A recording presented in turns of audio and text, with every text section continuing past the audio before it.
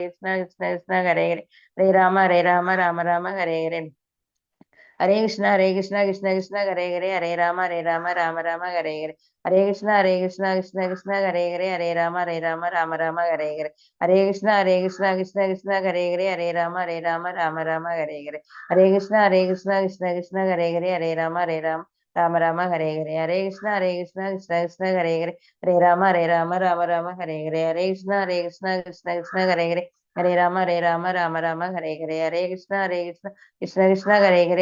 हरे राम राम हरे हरे कृष्ण कृष्ण हरे राम हरे हरे कृष्ण कृष्ण हरे राम हरे हरे कृष्ण कृष्ण हरे राम हरे हरे कृष्ण कृष्ण हरे राम हरे हरे कृष्ण कृष्ण हरे राम कृष्ण कृष्ण हरे राम कृष्ण कृष्ण हरे राम हरे कृष्ण राम कृष्ण कृष्ण राम हरे कृष्ण हरे राम कृष्ण कृष्ण हरे राम हरे कृष्ण हरे राम हरे कृष्ण कृष्ण हरे राम कृष्ण कृष्ण हरे राम हरे कृष्ण हरे राम हरे कृष्ण राम हरे कृष्ण हरे राम कृष्ण राम राम हरे कृष्ण कृष्ण कृष्ण हरे राम हरे कृष्ण कृष्ण हरे राम हरे कृष्ण कृष्ण हरे राम हरे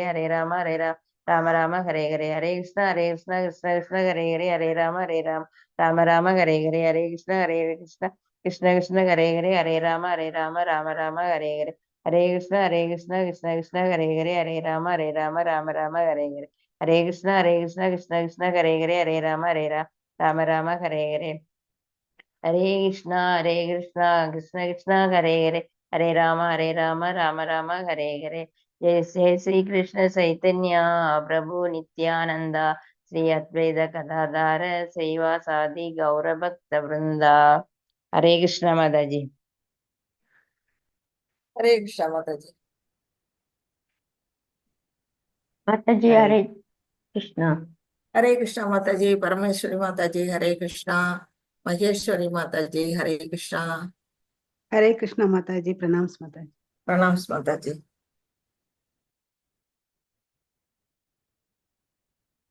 நேத்தி ஸ்லோகம் பரமேஸ்வரி மாதாஜியா மகேஸ்வரி மாதாஜியா வாசிச்சீங்க?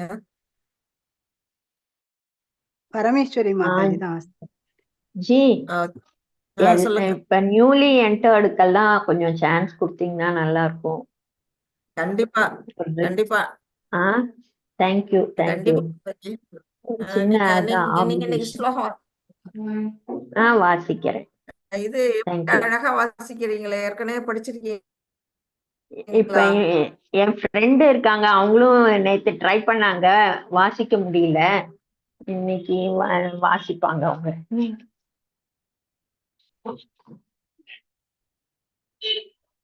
அவங்களுக்கு சுமதி அவங்களுக்கும் வாசிக்கணும்னு விருப்பம் இருக்கு. என்ன மாதாஜி? அதனாலதான் கேட்டேன். என்னோட இன்டர்நெட் நான் பேசுறது கேக்குதா?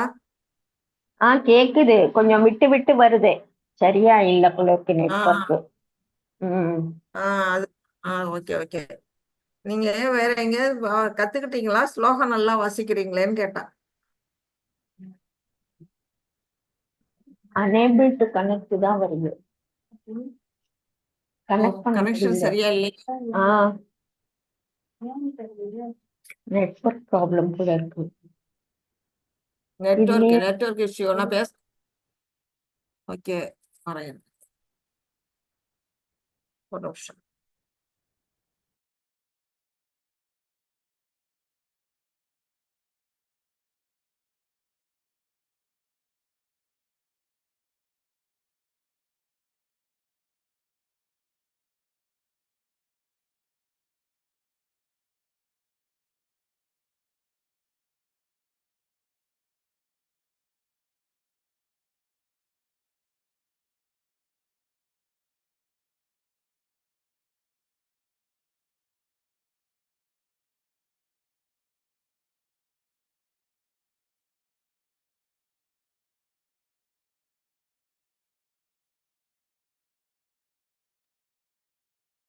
ஹரே கிருஷ்ணா மாதாஜி, இப்ப பேசுறது கேக்குதா?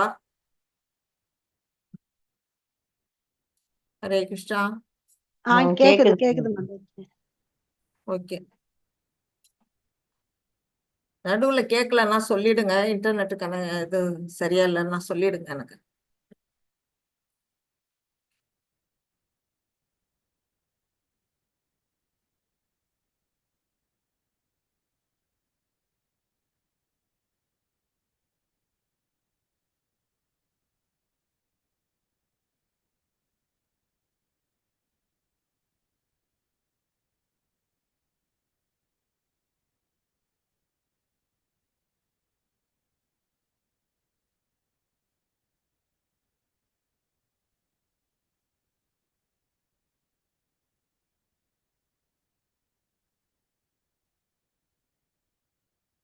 ஹரே கிருஷ்ணா டிவோட்டிஸ், நாம இன்னைக்கு பார்க்க போறது தியான யோகம். இந்த கர்ம யோகத்தோட 6வது கடைசி சாப்டர் இது. நம்ம பகவத்கீதை 3 விதமா பிரிச்சிருப்போம். கர்மயோகம், ஞான யோகம், பக்தி யோகம்னு 3 விதமா நம்ம பிரிச்சு வச்சிருக்கிறோம். இப்ப இதுல நம்ம கர்ம யோகத்தோட கடைசி சாப்டர் இந்த தியான யோகம். தியான யோகம் அப்படின்னு பாத்தீங்கன்னா, தியானம் செய்யறது, மெடிடேஷன் மூலமா பகவானை எப்படி நாம அணுகலாம், அதுக்கும் இதுக்கும் உள்ள கனெக்ஷன், அது வழியா நம்ம எப்படி பகவானை சென்றடைகிறது. பகவத்கீதையே நமக்கு பகவானை சென்றடைகிறதுக்கான வழியை தான் கத்துக் கொடுக்குது. இதுல நம்ம தியான யோகம் மூலமா எப்படி நம்ம பகவானை சென்றடையலாம் அப்படிங்கிறத நம்ம இந்த சாப்டர் மூலமா படிக்க போறோம். இப்ப நம்ம அதை பார்க்கறதுக்கு முன்னாடி நம்ம பகவானை நம்ம வணங்கிட்டு கிளாஸ் ஆரம்பிக்கலாம்.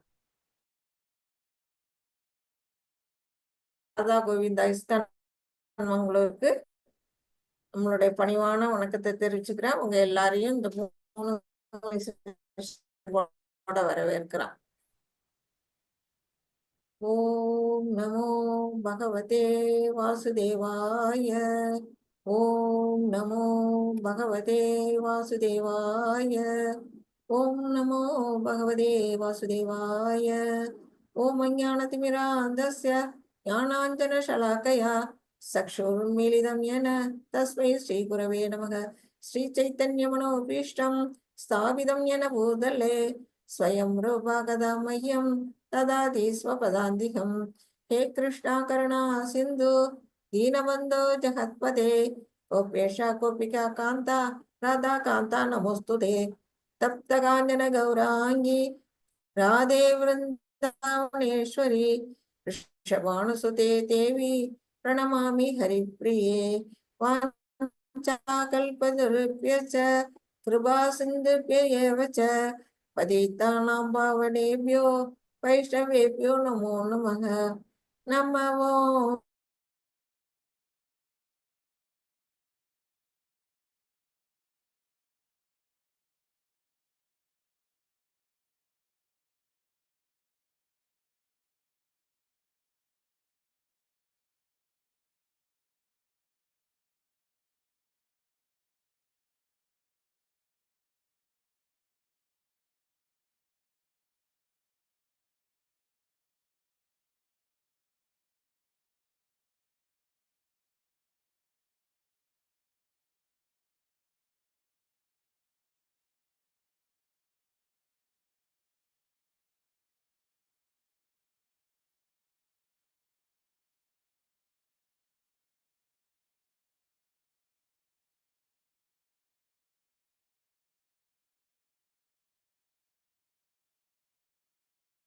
हरे हरे ஹரே ராமா ஹரே ராமா ராம ராமா ஹரே ஹரே.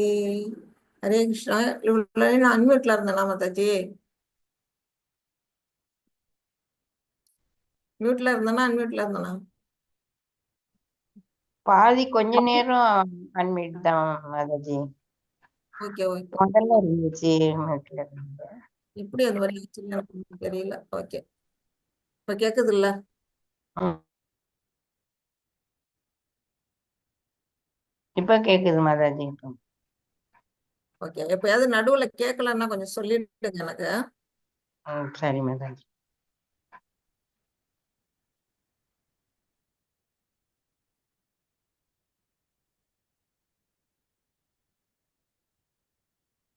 ஹரே கிருஷ்ணா டிவோட்டிஸ். நம்ம வந்து நேத்தி 5வது சாப்டர்ல என்ன பார்த்தோம்? கிருஷ்ண உணர்வுகளோட பகவானுக்கு எப்படி நாம வந்து கர்ம யோகத்தை செய்யறோம் அப்படிங்கிறத நேத்தி பார்த்தோம். அதோட ஷார்ட் சம்மரி இங்க கொடுத்துருக்குறாங்க. அதை பார்த்துட்டு நம்ம வந்து அடுத்தது போகலாம். ஃபர்ஸ்ட் அர்ஜுனர் வந்து கேட்கிறாரு, சந்நியாசம் சிறந்ததா கர்மயோகம் சிறந்ததா அப்படின்னு வந்து பகவான்கிட்ட கேட்கிறாரு. அதுக்கு பகவான் வந்து சந்நியாசம் கர்ம யோகம் ரெண்டுமே வந்து என்னது, முக்திக்கான வழிதான். அதுல வந்து ஒன்றும் தப்பே இல்லை. ரெண்டுல எதை வேணாலும் நம்ம செய்யலாம், செயல்படலாம். ஆனாலும் இதுல முக்கியமா வந்து என்ன சொல்லியிருக்கிறாங்க, சந்நியாசத்தை விட பக்தியோட செயல் புரியறது வந்து சிறந்தது அப்படின்னு வந்து பகவான் வந்து நமக்கு வந்து சொல்லியிருக்கிறாங்க. அதை நம்ம வந்து நேத்தி பார்த்தோம்.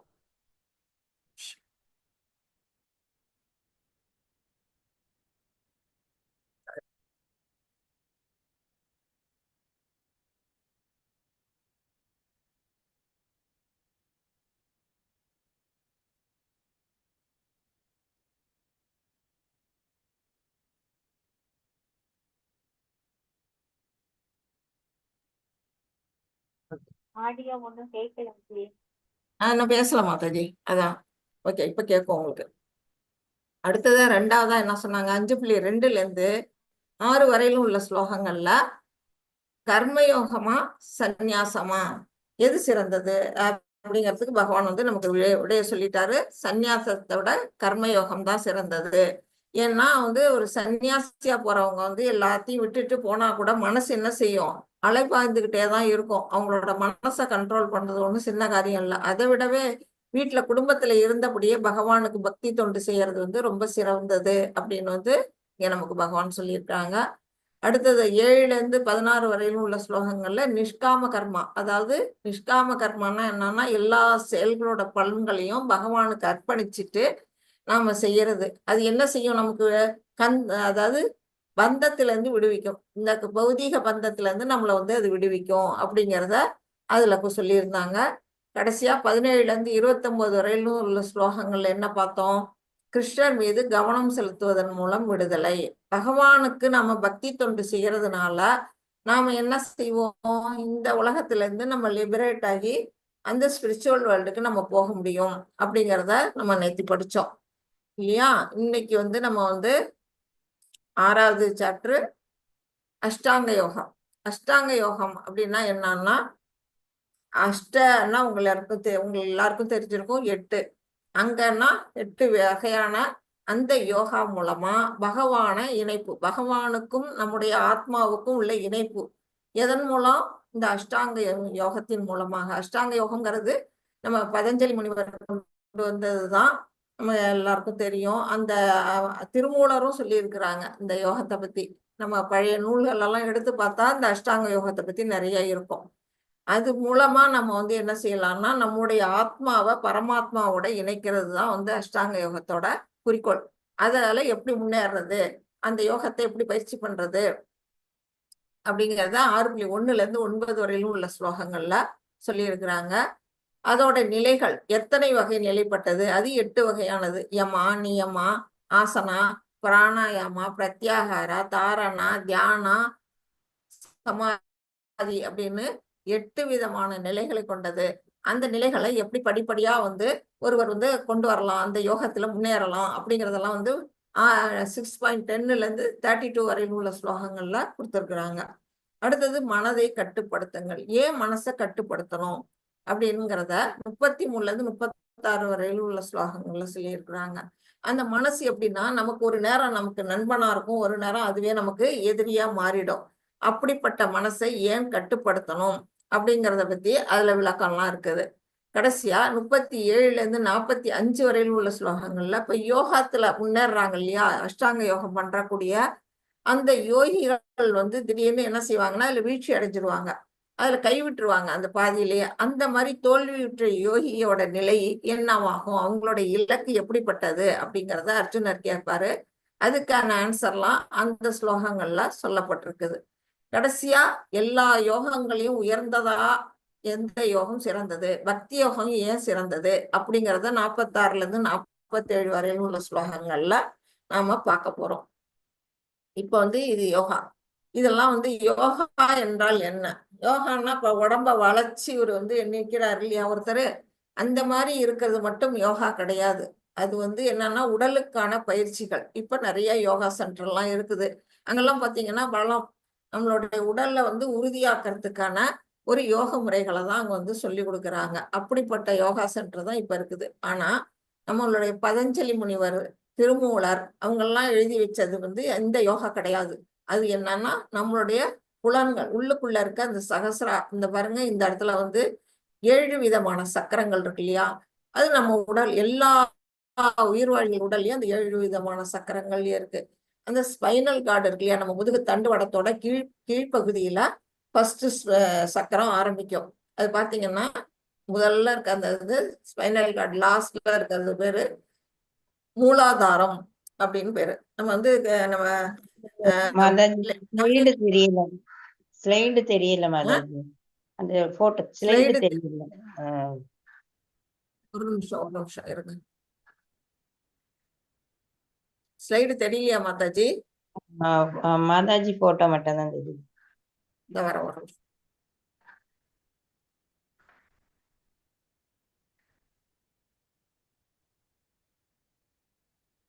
இப்ப தெரியுதா மாதாஜி?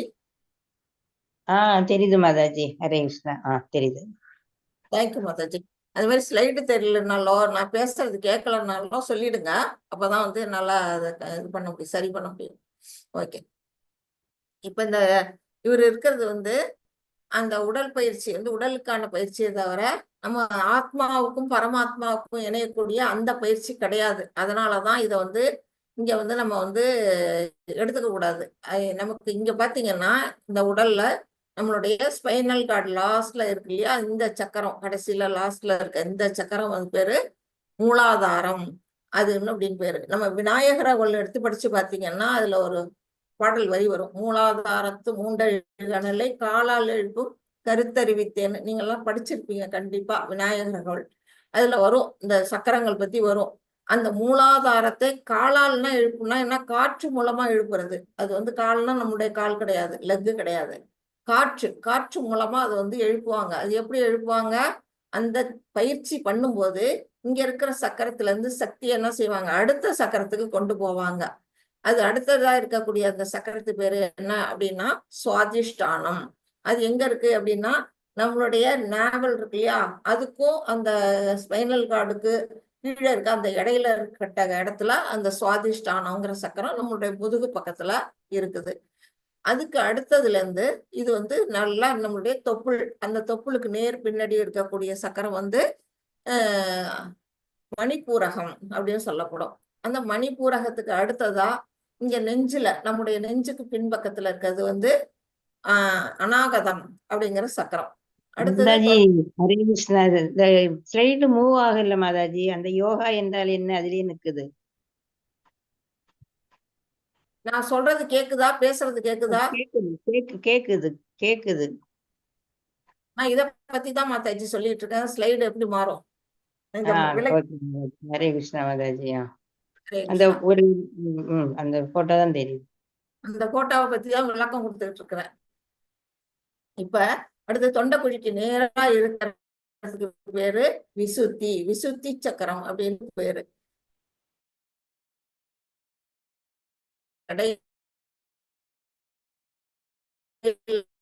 அந்த இடத்துல இருக்கக்கூடிய சக்கரம் எதுன்னா நமக்கு ஆக்டிவ் ஆகும்.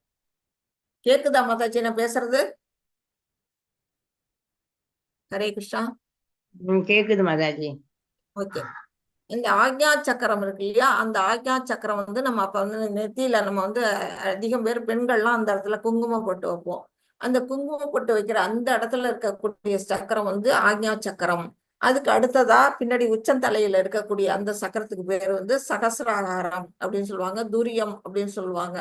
இந்த யோகத்துல முன்னேறினவங்களோட நிலை என்ன ஆகும்னா, அவங்க வந்து உயிர் விட கொள்ளக்கூடிய காலத்துல அந்த சகசிராகாரம் அந்த துரியதை வந்து என்ன செய்யும், ஓப்பன் ஆகும்.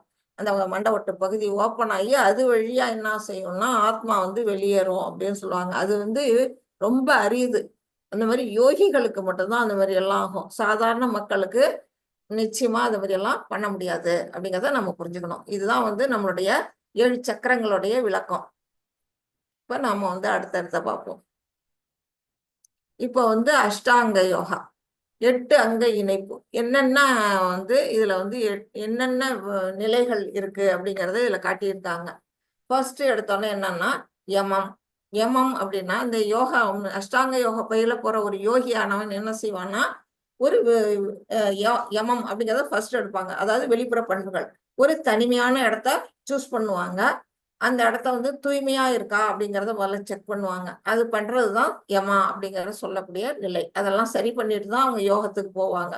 அடுத்தது நியமம். நியமம் அப்படின்னா உட்புற பண்புகள். உட்புற பண்புகள்லாம் நம்ம உள்ளுக்குள்ள இருக்க மனசு, அந்த புலன்கள், இது எல்லாத்தையும் அவங்க கட்டுக்குள்ள கொண்டு வரணும். அது வந்து நியமா அப்படின்னு சொல்லப்படுது. அதுக்கு அடுத்தது ஆசனா. ஆசனாங்கிறது உட்காரும் விதம். எந்த மாதிரி உட்காரணும், அதை வந்து அது எதன் மேல உட்காரணும், இது எல்லாம் வந்து சூஸ் பண்ணுவாங்க. இது வந்து ஆசனா அப்படின்னு சொல்லப்படுது. அதுக்கு அடுத்தது பிராணாயாமம். பிராணாயாமம் பத்தி உங்க எல்லாருக்குமே தெரியும், அதிகபட்சம் தெரிஞ்சிருக்கும்.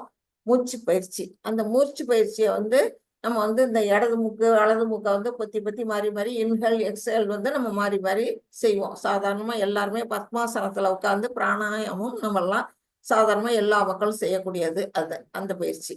அடுத்தது பிரத்யாகாரம். பிரத்யாகாரம் அப்படின்னா புலன்களை அடக்குதல். அது வந்து உள்ளுக்குள்ள நம்ம என்ன செய்யணும்னா நம்மளுடைய புலன்கள், நம்ம வந்து இப்ப கண்ணு வந்து பார்க்குது, காது கேட்குது, வாய் பேசுது, நம்ம உடல் வந்து யாராவது தொட்டா நம்ம உணர்றோம். இந்த மாதிரி நம்மளோட 5 புலன்கள் மற்றும் அதாவது 5 புலன்னா கர்மேந்திரியம்னா 5 இருக்கு, ஞானேந்திரியம் 5 இருக்கு. அந்த எல்லாம் 10 புலன்களையும் அடக்கணும், மனசையும் சேர்த்து. அந்த மாதிரி அடக்குதல் வந்து பிரத்யாகாரா அப்படின்னு சொல்லப்படுது. அடுத்தது தாரணை. தாரணைன்னா கவனத்தை வந்து ஒருமித்தல். கவனத்தை என்ன பண்ணணும், நம்ம எல்லாத்தையும் கண்ட்ரோல் பண்ண பிற்பாடு நம்மளோட முழு மூச்சா நம்ம உள்ளுக்குள்ள அந்த ஆத்மா மற்றும் உள்ளுக்குள்ள இருக்க அந்த பரமாத்மாவை நாம மனசுக்குள்ள கொண்டு வந்து அதை வந்து தியானம் பண்ணணும். அந்த மாதிரி மனசை வந்து ஒருமிக்க பண்ணணும், ஒருநிலைப்படுத்தணும். அந்த மாதிரி நிலை வந்து தாரணை. அதுக்கு அடுத்த நிலை வந்து தியானம். தியானம்னா அந்த அந்த ஒருமித்த மனச நம்ம அதே நிலையில வந்து கொண்டு போகணும், தியானம் நிலைக்கு கொண்டு போகணும். அதை தவிர வேற எதுவுமே வந்து என்ன செய்யக்கூடாது, நம்மளுடைய எண்ணங்கள்ல வரக்கூடாது. அப்படிப்பட்ட ஒரு நிலை வந்து தியானம் அப்படின்னு சொல்லப்படுது. கடைசியா அதுல இருந்து என்ன வரும் அப்படின்னு பாத்தீங்கன்னா சமாதி நிலை. அது அந்த சமாதி நிலைக்கு போனவங்க என்ன செய்வாங்கன்னா உள்ளுக்குள்ளேயே தன்னுள் தானே அனுபவிப்பாங்க. அப்படி ஏதாவது தனக்குள்ள அந்த பக்தி அதிகமாகி உள்ளுக்குள்ள இருக்க அந்த பரமாத்மாவை அவங்க உணர ஆரம்பிப்பாங்க. உணர ஆரம்பிச்சோன்னா இதை விட இன்பம் எதுவுமே கிடையாது அப்படின்னு அந்த நிலையை உணர ஆரம்பிச்சோன்னா அவங்களுக்கு சுற்றிலும் நடக்கக்கூடிய எந்த விஷயங்களும் அவங்க வந்து தெரியவே தெரியாது, அவங்களுக்கு என்ன நடந்தாலும் தெரியாது. அப்படிப்பட்ட ஒரு நிலை, ஆழ்நிலை தியானத்துல அவங்க வந்து அமைஞ்சிருவாங்க. அதுதான் சமாதி அப்படின்னு சொல்லப்படுது. இப்ப நம்ம வந்து அதை எல்லாத்தையுமே டீட்டெயிலா நம்ம படிக்க போறோம். இதுவும் அதேதான்.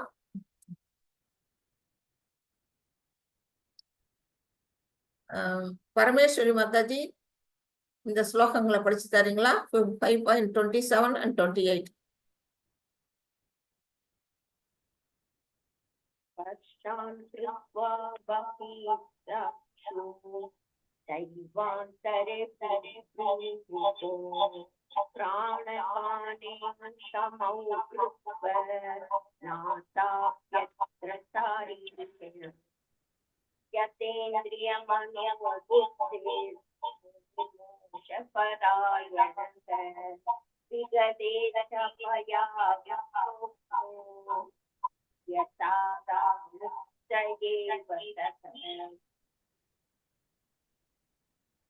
ஹரே கிருஷ்ணா மாதாஜி, உங்க வாய்ஸ் வந்து எக்கோ அடிக்குது, என்னன்னு செக் பண்ணுங்க. உங்க போனா எக்கோ வருது, கொஞ்சம் பாத்துங்க. இல்லைன்னா லெஃப்ட் ஆகி ஜாயின் பண்ணுங்க. லெஃப்ட் ஆகிட்டு ஜாயின் பண்ணி பாருங்க. Okay, thanks Mataji. இப்போ இதுல என்ன சொல்லி இருக்கிறாங்க, நம்ம வந்து 5வது சாப்டர்லயே வந்து மொத்தம் 29 ஸ்லோகங்கள் இருந்தது. அதுல 27, 28வது ஸ்லோகங்கள் வந்து நம்மளோட இந்த சாப்டர் வந்து இணைக்குது. பிராணாயாமம் நம்ம இந்த சாப்டர்ல படிக்க போறோம். அந்த கடைசியில 5.27, 28லயே என்ன சொல்லிட்டாங்கன்னா, பிராணாயாமத்தை பத்தி விளக்கம் கொடுத்திருக்கிறாங்க. என்ன கொடுத்திருக்கிறாங்க, எல்லா புறப்புலன் விஷயங்களையும் வெளியே நிறுத்தி. புறப்புலன் விஷயங்கள்னா என்ன, நம்மளை சுற்றி நடக்கக்கூடிய அந்த விஷயங்கள், நம்ம கண்ணால பாக்குறது, காதால கேட்கறது, அந்த மாதிரி நம்மளுடைய புலன்கள் செய்யக்கூடிய அந்த விஷயங்கள் எல்லாம் என்ன செய்யணும், வெளியிலேயே நிறுத்திடணும். உள்ளுக்குள்ளேயே கொண்டு போக கூடாது. நம்ம மனசுக்கே கொண்டு போகாம அது எல்லாத்தையும் வெளியில நிறுத்திட்டு, அடுத்தது என்ன செய்யணும், புருவ மத்தியில் கண்களையும் பார்வையும் நிறுத்தி. நம்ம எல்லாம் கொஞ்சம் சாதாரணமா நம்ம வீட்டுல வந்து விளையாடுற பிள்ளைங்க என்ன செய்வாங்கன்னா, அந்த கண்ணை வந்து அப்படியே இந்த நுனியில கொண்டு வருவாங்க. கொண்டு வந்து இந்த இடத்த வந்து உத்து பார்ப்பாங்க. அது கொஞ்சம் பயமுறுத்துற மாதிரி விளையாட்டா இருக்கும். அந்த மாதிரி புருவ மத்தியில் கண்கள், 2 புருவங்களுக்கு இடையில அந்த கண்களையும் பார்வையும் நிறுத்தணும். ஆக்ஞா சக்கரத்துல நம்மளுடைய பார்வையை நிறுத்தி, நாசிக்குள் உள்வெளி சுவாசங்களை நிறுத்தி, நம்முடைய மூக்கு வழியா நம்ம வந்து என்ன செய்வோம், சுவாசிக்கிறோம். இன்ஹல் அண்ட் எக்ஸேல் ரெண்டும் நடக்குது. நம்ம என்ன செய்வோம், ஆக்சிஜனை சுவாசிச்சுட்டு கார்பன் டை ஆக்சைடை வெளியில விடுறோம். இது எல்லாத்தையும் என்ன செய்யணும்னா நிறுத்தணும். நிறுத்தணும்னா என்ன, அப்படியே மூக்க மூடிக்க கூடாது, மூக்கு திறந்துதான் இருக்கும். உள்ள போற மூச்சை உள்ளுக்குள்ள நிறுத்தி அதை வெளியில விடாம அப்படியே வச்சுக்கிறது. அந்த மாதிரி ஒரு கண்ட்ரோல். அது மாதிரி நிறுத்தி, மனம், புலன்கள், அறிவு இவற்றை கட்டுப்படுத்தக்கூடிய முக்தியை விரும்பும் ஆன்மீகவாதி. அவங்க என்ன செய்வாங்க, தன்னை மனசை கண்ட்ரோல் பண்றாங்க, தன்னோட புலன்களை கண்ட்ரோல் பண்றாங்க, அறிவையும் கண்ட்ரோல் பண்ணாங்க. அந்த இடத்துல நம்மளுடைய நாலேஜ் எல்லாம் யூஸ் பண்றது இல்ல, எல்லாத்தையும் வந்து என்ன செய்வாங்க, கட்டுப்படுத்திடுவாங்க. அப்படிப்பட்ட ஆன்மீகவாதி என்ன செய்வான், முக்தியை விரும்புவான், மோட்சத்தை விரும்பக்கூடியவங்களா இருப்பாங்க. அவங்க என்ன செய்வாங்க, என்ன எதெல்லாம் வந்து கைவிடுவாங்க அப்படின்னு பாத்தீங்கன்னா, ஆசை, பயம், கோபம். ஃபர்ஸ்ட் ஆசை என்ன செய்யும் அப்படின்னு கேட்டீங்கன்னா, அடுத்தது வந்து பேராசையா மாறும், அது அடுத்தது காமமா மாறும். அதுக்கு பிறகு எந்த ஒரு செயல் செய்யறதுக்கும் பயப்படுவாங்க. அவங்க பயப்படுறதுனால அவங்க வந்து இந்த ஆசை வந்து நிறைவேறல அப்படிங்கிற பட்சத்துல அவங்களுக்கு கோபமும் வரும். இதுல வந்து இதுக்கெல்லாம் மூல காரணமா இருக்கிறது எது அப்படின்னு பாத்தீங்கன்னா, ஆசைதான். வந்து நிறைய பேர் நீ எனக்கு ஆசையே இல்லை அப்படின்னு சொல்லுவாங்க. ஆனா என்ன செய்வாங்க, பயப்படுறேன், எனக்கு எல்லாம் எதை செய்யணும்னாலும் பயமா இருக்கு அப்படிம்பாங்க. பயப்படுறேன்னு சொன்னாலே அவங்கள்ட்ட ஆசை இருக்கு அப்படிங்கிற அர்த்தம் ஆகும். அது நிறைவேறலங்கும் போது அவங்க தன்னோட கோபத்தையும் வெளிப்படுத்துவாங்க. இது எல்லாத்தையும் என்ன செய்வாங்கன்னா, ஆன்மீகவாதி என்ன செய்வாங்க, கைவிட்டுருவாங்க. இதுல எல்லாம் வந்து விடுபடுவாங்க. ஃபர்ஸ்ட் ஆசையை விட்டுருவாங்க. ஆசையை விட்டுட்டாலே தானே ஆட்டோமேட்டிக்கா பயம், கோபம் எல்லாம் வந்து விடுபடும். அதெல்லாம் விட்டு போயிடும். ஏன்னா ஆசைதான் இது எல்லாத்துக்கும் மூல காரணமா இருக்கக்கூடியது. இதெல்லாம் விட்டதுனால அப்படிப்பட்ட நிலையில இருக்கிறவன் எப்படி வாழாங்கன்னா, நிச்சயம் முக்தி அடைந்தவனே. அவன் வந்து என்ன, இந்த உடல் இருக்கும் போதே இந்த பிறவிலேயே அவன் வந்து முக்தி அடைந்த ஆத்மாவாக இருப்பான் அப்படின்னு இந்த ஸ்லோகம் வழியா நம்ம வந்து தெரிஞ்சுக்கிறோம். இப்ப நாம வந்து 6வது சாப்டர் ஸ்லோகத்துக்கு போகலாம். மாதாஜி 6.6 படிக்கிறீங்களா? பரமேஸ்வரி மாதாஜி படிக்கிறீங்களா? ஹரே கிருஷ்ணா. बन्धुरात्मनस्तस्य येनात्मैवात्मनो जितः अनात्मनस्तु शत्रुत्वे वर्तेतात्मैव शत्रुवत्. जय श्री कृष्ण. இதுல என்ன சொல்லியிருக்கிறாங்க, மனசை பற்றி சொல்லியிருக்காங்க. மனதை வென்றவனுக்கு மனமே சிறந்த நண்பனாகும், ஆனால் அவ்வாறு செய்ய தவறியவனுக்கோ அதுவே மிகப்பெரிய விரோதி ஆகும். மனம் வந்து ஒருத்தருக்கு வந்து நண்பனா இருக்கும். எப்போ இருக்கும், சத்துவ குணத்துல இருக்கும் பொழுது மனம் வந்து நமக்கு நண்பனா இருக்கும். ஏன்னா அவங்க வந்து சாத்வீகமா எதை பத்தியும் வந்து ரொம்ப அதிகமா ஆசைப்பட மாட்டாங்க, அதை பத்தியும் அவங்க கோபப்பட மாட்டாங்க. அவங்க வந்து ஆசையெல்லாம் அடக்கினவங்களா இருக்கிறதுனால அது வந்து நம்ம காரணமே இங்க மூல காரணமே ஆசை தானே இருக்கு, நம்ம படிக்கிறோம். அப்படிங்கும் போது அதெல்லாம் இல்லாத பட்சத்துல அவங்களுக்கு வந்து மனம் என்ன செய்யும், சிறந்த ஒரு நண்பனா இருக்கும். ஆனால் ரஜோகுணத்துல இருக்கவங்களுக்கு எப்படின்னா அது எதிரியா இருக்கும். ஏன்னா ரஜோகுணம் வந்து அதிகபட்சம் பேராசையில தான் இருக்கும். அந்த மாதிரி இருக்கவங்களுக்கு இந்த மனசு என்னாவும் விரோதியா இருக்கும் அப்படிங்கிறது தான் இந்த ஸ்லோகத்துல நமக்கு சொல்லப்பட்டிருக்கு. அதாவது 10. ஹரே கிருஷ்ணா. பரமேஸ்வரி மாதாஜி படிக்கிறீங்களா? ஹரே கிருஷ்ணா மாதாஜி, படிக்கிட்டா மாதாஜி? படிங்க மாதாஜி. அவங்க சான்ஸ் கேட்டாங்க, அதனால அவங்களை கூப்பிட்டுக்கிட்டு இருந்தேன். ஹரே கிருஷ்ணா. சரி. அவங்க படிக்கலன்னா நீங்க படிங்க. ஹரே கிருஷ்ணா மாதாஜி. பிரணாம் மாதாஜி. யோகி பிரணாம். யுங்கீத சததம் ஆத்மானாம் ரகசி சித்திதः ஏஹா ஹி யத சித்தாத்மா நிராக்ஷித் அப்ரிக்ரஹ. ஹரே கிருஷ்ணா மாதாஜி. ஹரே கிருஷ்ணா. யோகி ஆனவன் தனது உடல், மனம் மற்றும் ஆத்மாவினை பரமனின் தொடர்பில் எப்போதும் ஈடுபடுத்த வேண்டும். ஒரு யோகியா இருக்கவன் என்ன செய்யணும் அப்படின்னு பாத்தீங்கன்னா, தன்னுடைய உடல், மனம் மற்றும் ஆத்மா, இப்ப வந்து பிஎம்டபிள்யூன்னு சொல்லுவாங்க. பின்னா பாடி, எம்னா மைண்ட், டபிள்யூ அப்படின்னா வேர்டு, வார்த்தை, நம்ம வாக்கு பேசுறது, பிஎம்டபிள்யூ கார் அப்படின்னு சொல்லுவாங்க. அந்த என்ன செய்யணும்னா இது எல்லாத்தையும் கண்ட்ரோல் பண்ணணும். அதை எப்படி திருப்பணும், பகவான் பக்கம் திருப்பணும். அது மாதிரி திருப்பும் போது நமக்கு என்ன செய்யணும்னா, நம்மள வந்து எந்த விதமான துன்பங்களும் நம்மளை அணுகாது. இந்த இடத்துல ஆத்மாவையும் சேர்த்து சொல்றாங்க. உடல், மனம் மற்றும் ஆத்மா இது எல்லாத்தையும் நம்ம வந்து பரமனோட தொடர்புல ஈடுபடுத்தணும். இந்த அஷ்டாங்க யோகி எப்படி இருக்கான்னா அதுலதான் அதை தான் அவன் செய்வான். அததான் இங்க சொல்லியிருக்கு. அவன் தனிமையான இடத்தில் யமாங்கிற நிலை எப்படிப்பட்டது அப்படிங்கறத இங்க சொல்றாங்க. அவன் தனிமையான இடத்தில், வெளிப்புற பண்புகள்ல அவங்க வந்து சூஸ் பண்றாங்க. வெளி இடத்துல அவங்க வந்து எந்த இடத்துல உட்கார்ந்து நம்ம யோகம் பண்ணணும் அப்படிங்கறத தனிமையான இடம். இப்ப வீட்லயே வந்து ஒரு ரூம்ல ஒரு அறையில உட்கார்ந்து செய்யறாங்க அப்படின்னா எப்படி இருந்தாலும் அடுத்த அறையில நடக்கிற விஷயங்கள்லாம் நம்ம காதுக்கு வரும். அப்ப நம்ம மனசை கண்ட்ரோல் பண்றது எப்படி இருக்கும்னா ரொம்ப ரொம்ப கடுமையான விஷயமா இருக்கும். அதனாலதான் இந்த காலத்துல வந்து இதெல்லாம் வந்து நமக்கு பரிந்துரைக்கப்படலை, எல்லாம் வேற மாதிரி ஆயிட்டு. ஆனா இது வந்து சத்தியயுக காலத்துல அப்பதான் அப்படிதான் இருந்திருக்கிறாங்க. அந்த காலத்துல வந்து என்ன செய்வாங்க, தனிமையான இடம் அப்படி சூஸ் பண்ணோம்னா அவங்க காட்டுக்கு போயிடுவாங்க. வீட்டை விட்டுட்டு வெளியில போய் காட்டுல போய் தனிமையான இடத்துல இருந்து மனசை கவனத்துடன் எப்போதும் அவங்க என்ன செய்வாங்க, மனசை வந்து ஒருமிக்க பண்ணணும். எந்த விதத்துல ஒருமிக்கணும், பகவானை நோக்கி திருப்பணும். அந்த மாதிரி அவன் உரிமை உணர்வுகளிலிருந்தும் ஆசைகளிலிருந்தும் விடுபட்டு இருக்க வேண்டும். எனக்கு சொந்தமானது, என்னுடையது. இப்ப நம்ம வீட்டுல இருந்தோம்னா இந்த பொருள் என்னோடது அப்படின்னு சொல்லுவோம். இப்ப இந்த போன் வந்து என்னோடது அப்படின்னு நான் சொல்லுவேன். அது மாதிரி நம்ம என்ன செய்வோம், உரிமை கொண்டாடுவோம். ஒவ்வொரு பொருள் மேலேயும் உரிமை கொண்டாடுவோம். உட்கார்ந்து என்னுடைய ரூமு, என்னுடைய பொருள் அப்படின்னுட்டு. ஆனா அந்த யோகம் பண்றவங்க அதெல்லாம் என்ன செய்வாங்க, எல்லாத்தையும் துறந்துட்டு அவங்க அந்த அஷ்டாங்க யோகத்துக்கு போறாங்க. அதனால அவங்க உரிமை உணர்வுகள்ல இருந்து விடுபட்டு, ஆசைகள்ல இருந்து விடுபட்டு அந்த யோகத்தை பயில்றதுக்காக அவங்க போய் அந்த இடத்துல அமர்றாங்க. இதுதான் வந்து யமா அப்படிங்கிற முதல் நிலை. மத்தாச்சு 11, 12. ஹரே கிருஷ்ணா மாதாஜி. ஹரே கிருஷ்ணா. சுச்சோத்தேஷ பிரதிஷ்டாப்ய ஸ்திதிர் ஆசனம் ஆத்மனः நாத்யுச்சரிதம் நாதிநீசம் சைலாஜின குஷோஷரம் தத்ரைக்காக்ரம் மனக்ருத்வா யஜா சித்தேந்திரிய கிரியः உபவிஷ்யாசனே புஞ்ச்யாத் யோகம் ஆத்மவிசுத்தயே. ஹரே கிருஷ்ணா மாதாஜி. ஹரே கிருஷ்ணா மாதாஜி. இது வந்து ஆசனா அப்படிங்கிற அந்த நிலையை பத்தி சொல்லப்பட்டிருக்கு.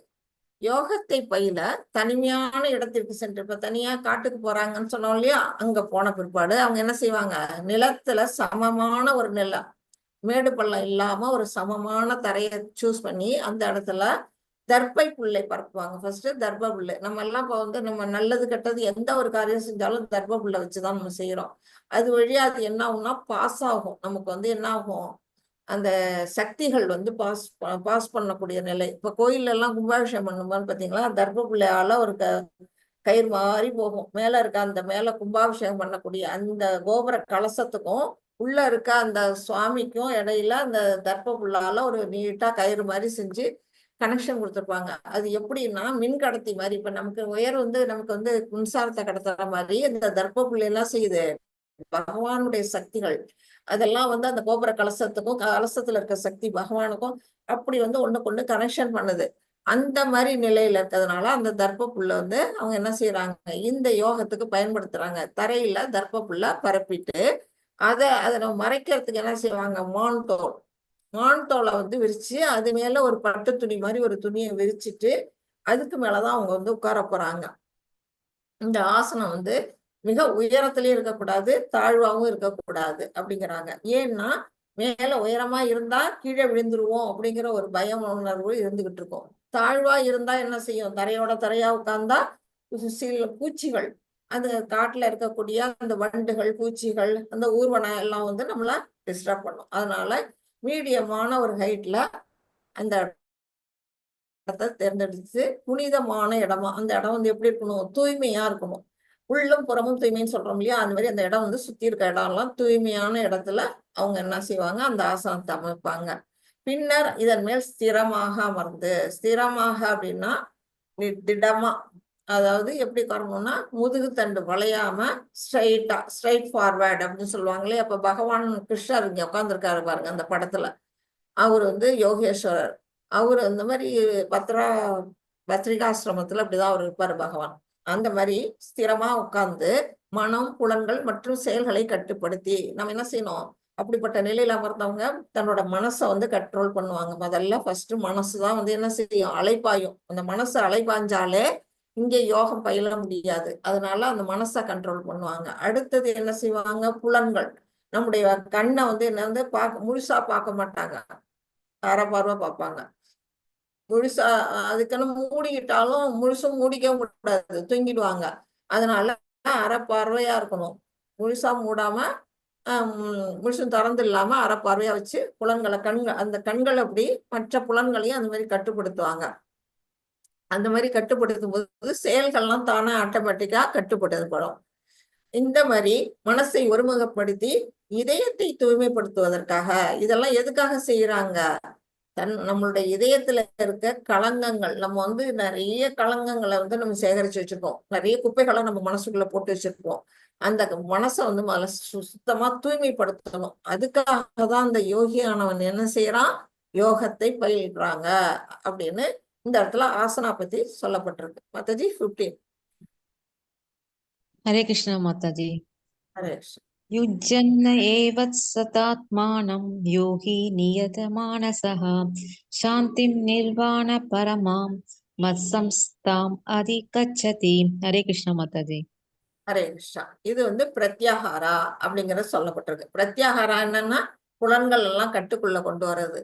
இந்த மாதிரிதான் வந்து என்ன செய்வாங்க, இவ்வாறாக உடல், மனம் மற்றும் செயல்களை இடையறாது கட்டுப்படுத்த பழகிய யோகி விடைவிடாம ஒரு நிமிஷம் கட்டுப்படுத்திட்டு அடுத்த நிமிஷம் அவுத்து விட்டுறக்கூடாது. இப்ப நம்ம எல்லாம் என்ன செய்யறோம்னா நம்ம மனசை கண்ட்ரோல் பண்றோம் அப்படின்னு சொல்லிட்டு நம்ம உட்காருவோம். நம்ம கூட என்ன செய்வோம், தியானம் பண்ண பார்க்கலாம். அது மாதிரி கோயில் எல்லாம் ஒரு தியான மண்டபம்னு ஒண்ணு இருக்கும், அங்க போய் நம்ம உட்காந்து தியானம் பண்ணலாம் அப்படின்னு நம்ம போய் உட்கார்ந்தோம்னா ஒரு 2 நிமிஷம் தான் நம்மளால வந்து மனசை வந்து கண்ட்ரோல் பண்ண முடியும். அதுக்கு பிறகு என்ன செய்ய முடியும், நம்மளுடைய மனசு அலைபாய ஆரம்பிச்சிடும். அந்த மாதிரி இருக்கக்கூடாது. அந்த மாதிரி எல்லாம் செய்யாம இடைவிடாம வந்து இதை கண்ட்ரோல் பண்ணணும். மனசு எதெல்லாம் உடலை வந்து அது நம்ம அந்த உட்கார்ந்த இடத்த விட்டு எழுந்தக்கூடாது. மனசு கண்ட்ரோல் இருக்கணும், செயல்கள் கண்ட்ரோல்ல இருக்கணும். இது எல்லாத்தையும் இடைவிடாம கட்டுப்படுத்த பழகணும், ஃபர்ஸ்ட் பழகணும். அப்படிப்பட்ட யோகி தன்னுடைய ஒழுங்குபட்ட மனதுடன் பௌதிக வாழ்வை களைந்து இந்த உலகத்துல உள்ள நம்ம இந்த மெட்டீரியல் லைஃபை விட்டுட்டு இறைவனுடைய திருநாட்டை கிருஷ்ணலோகத்தை அவன் சென்றடைகின்றான். அதோட பலன் அதுதான். இங்க வந்து அந்த ஒரு அஷ்டாங்க யோகியானவன் தன்னுடைய இந்த செயல்கள் மூலமாக என்னத்தை அடையிறான், அந்த யோகத்தை வெற்றி கண்டான்னா அவன் கிருஷ்ண உலகத்தை சென்றடைகின்றான் அப்படிங்கிறது இதுல சொல்லப்பட்டிருக்கு. அது 16. ஜானகிராமன் பிரபு படிக்கிறீங்களா? நான் படிக்கிறேன் மேடம். ஒரு நிமிஷம் இடம் படிக்க. சுமதி மாதாஜி படிக்க. ஜானகிராமன் படிக்கிறேன் மேடம். நாத்யஸ்னதஸ்து யோகோஸ்தி ந சைகாந்த மனஸ்னதஹ न साधिस्वप्नशीशस्य जाग्रतो नैव सार्जुन. Good good, Hare very good. Krishna. வாசிக்கிறேன் மாதாஜி. இதுல என்ன சொல்லியிருக்கிறாங்க அப்படின்னா, அர்ஜுனா, எவனொருவன் மிக அதிகமாக அல்லது மிக குறைவாக உண்கின்றானோ, மிக அதிகமாக அல்லது மிக குறைவாக உறங்குகின்றானோ, அத்தகையவன் யோகி ஆவதற்கான வாய்ப்பே இல்லை. யாரால யோகி ஆக முடியாது அப்படின்னு தெள்ள தெளிவா இதுல பகவான் சொல்லிட்டாரு. நாம வந்து என்ன செய்வோம், ஒரு சாப்பாடு பிடிச்சிருக்கு, நமக்கு இந்த புளியோதரைன்னா எல்லாருக்கும் பிடிக்கும். புளி சாதம்னா நல்லா ஒரு சாப்பாடு நல்லா சாப்பிட்டேன் அப்படின்னு சொல்லுவோம். அது மாதிரி சில பேருக்கு என்ன பண்ணுவோம், ஸ்வீட்ஸ் பிடிச்சிருக்கும், ஸ்வீட்னா நல்லா சாப்பிடுவாங்க. அந்த மாதிரி நம்ம என்ன பண்ணுவோம், பிடிச்சதை வந்து அதிகமா சாப்பிட்டுடுவோம். அதே வந்து சில பேருக்கு பாகக்காய் பிடிக்காது, சுண்டைக்காய் பிடிக்காதுன்னா அது வேணவே வேணாம் எனக்கு அப்படிம்பாங்க. அந்த மாதிரி இருக்கக்கூடாது. எல்லா உணவையும் என்ன செய்யணும், ஒரு அளவோட சாப்பிடணும். ஏன்னா அந்த கசப்பும் நமக்கு தேவை, இனிப்பும் நமக்கு தேவை, காரமும் நமக்கு தேவை, எல்லாம் மிதமா இருக்கணும். அதை விட்டுட்டு பிடிச்சதுன்னா அதிகமா சாப்பிட்டு, பிடிக்காதுன்னா குறைவா சாப்பிடுறது, இதெல்லாம் செய்யக்கூடாது. அடுத்தது அதே மாதிரி அதிகமான தூக்கம். அதிகமான தூக்கம் என்ன செய்யும்னா சோம்பேறி ஆக்கிடும். ஒரு மனுஷனை என்ன செய்யும், சோம்பேறியாக்கும். வேண்டாத கனவுகள் வந்து அந்த கனவையே நினைச்சுக்கிட்டு நம்ம மனசுக்குள்ள கவலை, நல்ல கனவா இருந்தா சந்தோஷமோ, ஒரு கெட்ட கனவு கண்டுட்டு துக்கமோ, இதெல்லாம் வந்து வர்றதுக்கான வாய்ப்பு அதிக உறக்கத்தினால வர்றது. அதே சமயம் குறைவாகவும் உறங்கக்கூடாது. குறைவா உறங்குறதுனால என்ன ஆகும், நமக்கு வந்து உடல்ல வந்து அந்த இது இருக்காது. இது என்ன செய்யுது, நமக்கான உற்சாகம் இருக்காது. அந்த உடல் வந்து இயங்குறதுக்கான சக்தி வந்து ஓரளவுக்கு நம்ம சாப்பிட்டு ஓரளவுக்கு தூங்குனாதான் நமக்கு வந்து புதிய தெம்பு கிடைக்கும். அந்த நைட்ல நம்ம தூங்குறதுக்கு காரணமே மறுநாள் நம்ம வேலை செய்யறதுக்கான சக்தியை நம்ம வந்து மறுபடியும் பூஸ்ட் பண்ணிக்கிறோம். அந்த மாதிரி அவங்க ஒரு யோகியா இருக்கக்கூடியவன் என்ன செய்வான்னா, அந்த எல்லாத்தையும் பேலன்ஸ் பண்ணுவான், சாப்பாடு தூக்கம் எல்லாத்தையும். ஆனா அது செய்யாதவனால நிச்சயமா யோகி ஆக முடியாது அப்படின்னு இதுல வந்து பகவான் திட்டவட்டமா சொல்லிட்டாங்க. மாதாஜி 6:17. படிக்கிறேன் மாதாஜி. சுமதி மாதாஜி வாசி. அதான் படிக்கிறேன் மேடம். யுக்தாஹார படிங்க படிங்க. விஹாரஸ்ய யுக்தசேஷ்டஸ்ய கர்மசு யுக்தஸ்வப்னாவபோதஸ்ய யோகோ பவதி துஹகா. ஹரே கிருஷ்ணா. இதுல வந்து யுக்தான்னா ஒரு யோகி. ஒரு யோகியானவன் என்ன செய்வான், மாதாஜி மியூட் போட்டுங்க, அப்புறமா படிக்கும் போது அன்மியூட் பண்ணுங்க. அந்த மாதிரி ஒரு யோகியானவன் என்ன செய்வான், தன்னுடைய செயல்கள் எல்லாம் நெறிப்படுத்துவான். என்னென்ன செயல்கள் நம்ம எல்லாரும் செய்யறோம், சாப்பிடுறோம் இல்லையா, சாப்பிடுறோம், தூங்குறோம், வேலை செய்யறோம், அப்புறம் நம்ம பொழுதுபோக்குறோம். அதுதான் இங்க கொடுத்துட்டாங்க. உண்ணுதல், உறங்குதல், உழைத்தல், கேள்வி. இந்த பழக்க வழக்கங்கள்லாம் நெறிப்படுத்தணும். எப்படி நெறிப்படுத்துறது, அளவோட சாப்பிடுறது, அளவோட தூங்குறது. உழைக்கிறது வந்து கழுத மாதிரி எல்லாம் உழைக்க வேண்டிய அவசியம் இல்லை. நம்ம இப்போ சாப்பிட்றதுக்கு நம்ம 3 வேளை சாப்பிட்றதுக்கு தேவையான அளவுக்கு நம்ம சம்பாதிச்சு ஒரு 4 ட்ரெஸ் நம்ம போட்டுக்கிறதுக்கு தேவையான ட்ரெஸ்ஸை வாங்கி வச்சுக்கிட்டு, அந்த நம்ம வசிக்கிறதுக்கு ஒரு சின்ன வீடை வச்சுக்கிட்டு நம்ம வந்து இந்த மாதிரி நம்ம வந்து நம்ம வாழ்க்கையில வந்து நம்ம நிம்மதியா வாழ முடியும். ஆனா நம்ம என்ன செய்வோம், ஆடம்பரம். நம்மகிட்ட இருக்க அந்த காசு வந்து எதுக்கு பத்தாது, நம்மளுடைய ஆடம்பர செலவுக்கு பத்தாது. நம்ம வீட்டுல சமைச்சு சாப்பிடாம பெரிய ஹோட்டல்ல போய் சாப்பிடணும், மாலுக்கு போகணும், தியேட்டர் போய் நல்லா படம் பார்க்கணும், அதுக்கு வந்து நம்ம கார் வாங்கணும், பங்களா வாங்கணும், ஒரு வீட்டுக்கு 4 வீடு வாங்கணும், இப்படிங்கிறதெல்லாம் வந்து ஆசை வந்துருச்சுன்னா நாம என்ன செய்யணும், உழைப்பு எப்படி இருக்கும், கழுத மாதிரி உழைப்போம். அவ்வளவு உழைக்க வேண்டிய அவசியமே இல்லை. இதெல்லாம் எதுக்கு, அவ்வளவு சம்பாதிச்சு எல்லாத்தையும் நம்ம போகும்போது, நம்ம உயிர் போகும்போது ஏதாவது நம்ம கொண்டுட்டு போக முடியுமா, எல்லாத்தையும் நம்ம இங்க விட்டுட்டு தான் போக போறோம் இல்லையா. அதுக்கு இவ்வளவு கடினப்பட்டு உழைக்கணும் தேவையில்லை அப்படிங்கறதுதான் இங்க பகவான் சொல்லியிருக்கிறாங்க. அப்புறம் கேளிக்கை. கேளிக்கை அப்படின்னா நம்ம வந்து தியேட்டர்ல போய் படம் பார்க்கறதோ, இல்ல ஃப்ரெண்ட்ஸுங்களோட போய் கிளப்ல வந்து சீட்டாடுறதோ, இந்த மாதிரி கேளிக்கைகள்லாம் வந்து செய்யக்கூடாது. அது வந்து நம்ம கோயில்ல போய் பகவானுக்கான திருவிழா, கோயில்ல திருவிழா நடக்கும், அந்த திருவிழால கலந்துக்கலாம். அந்த உற்சவத்துல வந்து என்ன சொல்லுவீங்க, சுவாமி வந்து வீதி விழா வரும், தேரு தெப்பம் அப்படின்னாலும் நிறைய வந்து பகவானுக்கான திருவிழாக்கள்லாம் இருக்கு. அதுல நம்மளுடைய பொழுதை வந்து போக்கணும். இப்படி இதெல்லாம் வந்து இந்த பழக்கங்கள் எல்லாம் நெறிப்படுத்தக்கூடிய ஒரு என்ன செய்வான், அந்த யோக பயிற்சி மூலமா எல்லா விதமான துன்பங்களையும் நீக்கிடுவான். அவன் அந்த இதெல்லாம் அவங்களுக்கு யோகத்துல இருக்கிறவங்களுக்கு இதெல்லாம் கண்டிப்பா என்ன செய்யணும், தன்னுடைய அன்னாட வாழ்க்கையில நெறிப்படுத்தி கொண்டு வரணும். இதெல்லாம் செய்யறவங்களால மட்டும்தான் என்ன செய்ய முடியும், யோகத்துல முன்னேற முடியும். இதுதான் நியமா அப்படிங்கிற உட்புற பண்புகள் மூலமா நாம செய்யற செயல்கள் அப்படின்னு இதுல சொல்லப்பட்டிருக்கு. அதாவது 18.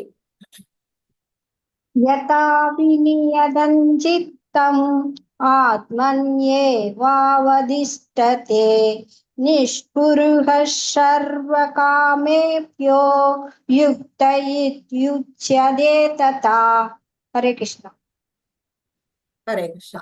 இது தாரணா அப்படிங்கிற அந்த எத்தனாவது நிலை, 6வது நிலை தாரணா பற்றி இதுல சொல்லப்பட்டிருக்கு. யோகியானவன் யோக பயிற்சியின் மூலமாக அந்த பயிற்சி செய்யறதுனால அவன் என்ன செய்யறான், தன்னுடைய மனதின் செயல்களை ஒழுங்குபடுத்தி தன் மனசை ஃபர்ஸ்ட் கண்ட்ரோல் பண்ணிடுறான். அதனால என்ன ஆகுது, ஜட ஆசைகள்ல இருந்து அவன் விடுபட்டுறான்.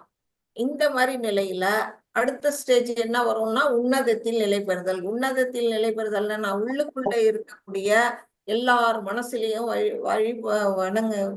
வாழ்ந்துகிட்டு இருக்கிற அந்த பரமாத்மா அவரை அவனால பார்க்க முடியும். அந்த இடத்துல அந்த உன்னதத்தில் அவன் நிலை பெறும்போது யோகத்தின் நன்கு நிலை பெற்றவனாக கூறப்படுகின்றான். அவன் என்ன செய்வான், அந்த கவனம் முழுக்க அங்க உள்ளுக்குள்ள திரும்பும் பொழுது உள்ளுக்குள்ள இருக்கிற ஆத்மா பிளஸ் பரமாத்மா இது எல்லாத்தையும் அவனால நன்றா உணர முடியும். உணரும் போதுதான் அவனுக்கு என்ன செய்யும், ஆனந்தம் கிடைக்கும் அப்படிங்கறத இதுல சொல்லப்பட்டிருக்கு. அதாவது 19. யதா தீபோ நிவாதஸ்தோ நேததே சோபமாஸ்ருதா யோகினோ யதசித்தஸ்ய யுஞ்சதோ யோகமாத்மனஹ. ஹரே கிருஷ்ணா. ஹரே கிருஷ்ணா. காற்று வீசாத இடத்தில் உள்ள தீபம் அசையாமல் இருப்பது போல மனதில் அடக்கிய யோகியும் திவ்யமான ஆத்மாவின் மீதான தனது தியானத்தில் எப்போதும் ஸ்திரமாக உள்ளான். அவனோட தியானம் எப்படி இருக்குது, தியானத்தை பத்தி இதுல சொல்லி இருக்கிறாங்க. இந்த படத்துல இருக்க பாத்தீங்கன்னா பதஞ்சலி முனிவர் இங்க இருக்கிறாங்க. அவரோட தியானம் எப்படி இருக்கு, கண்ணை மூடி உட்கார்ந்துருக்கிறாரு. அவரோட முடியெல்லாம் வளர்ந்து நீண்டு கிடக்கு, நெஞ்சு எலும்பு கூடெல்லாம் தெரியுது. அந்த அளவுக்கு அவர் இதெல்லாம் அவர் உணராம அவர் எப்படி இருக்கிறாரு, ஸ்திரமா இருக்கிறாரு தன்னுடைய அந்த தியானத்துல. அது மாதிரி ஸ்திரமா இருக்கணும். அதுக்கு ஒரு உதாரணம் இங்க சொல்லி இருக்கிறாங்க. காற்று வீசாத இடத்துல உள்ள தீபம். இப்ப நமக்கு இந்த மாசம் கார்த்திகை மாசம், இன்னும் அடுத்த வாரத்துல பெரிய கார்த்திகை வருது. இந்த கார்த்திகைகளுக்கு நம்ம என்ன செய்வோம், விளக்கெல்லாம் ஏற்றுவோம். நிறைய அகல் விளக்கு, அந்த நம்ம சில பேர் மெழுகுவர்த்தி கூட ஏற்றுவாங்க. அந்த மாதிரி குத்து விளக்கு இதெல்லாம் நம்ம என்ன செய்வோம், தெருவாசல்ல ஏற்றி அழகுபடுத்துவோம் நம்ம வீட்டை. விளக்கு வரிசையை வைப்போம். அது மாதிரி அப்போ என்ன செய்யணும், காத்தடிச்சதுன்னா அந்த தீபம் என்ன செய்யும், ஆடிக்கிட்டே இருக்கும். அணைஞ்சிருமோ அப்படின்னு நம்ம பயந்துகிட்டே பக்கத்துலயே நின்று கவனிச்சுக்கிட்டே இருப்போம். அந்த மாதிரி இருக்காம நம்ம சாமி அறைக்குள்ள நம்ம ரூமுக்குள்ள பகவானுடைய அந்த படம் வச்சிருக்கோம் இல்லையா, நம்ம சாமி ரூமுக்குள்ள போய் ஒரு விளக்கு ஏற்றி வைக்கிறோம். ஈவினிங்ல வைக்கிறோம், காலையில வைக்கிறோம். அப்ப அந்த தீபம் எப்படி இருக்குது, அப்படியே ஸ்டடியா நிற்கும். அந்த மாதிரி யோகி என்ன செய்வான், தன்னுடைய மனசை கட்டுப்படுத்தி அந்த தன்னோட யோகத்துல ஸ்திரமாக இருப்பான், தியானத்துல ஸ்திரமாக இருப்பான். இதுதான் தியானா அப்படின்னு சொல்லப்படுது. இதுல 20, 23 ஸ்லோகம் இல்ல, நானே படிச்சிடறேன். இது சமாதி நிலை. சமாதி என்று அழைக்கப்படும் பக்குவ நிலையில் மனம் என்ன செய்யும், யோக பயிற்சியின் மூலமாக ஜட செயல்களில் முழுமையாக விளக்கப்படுகிறது.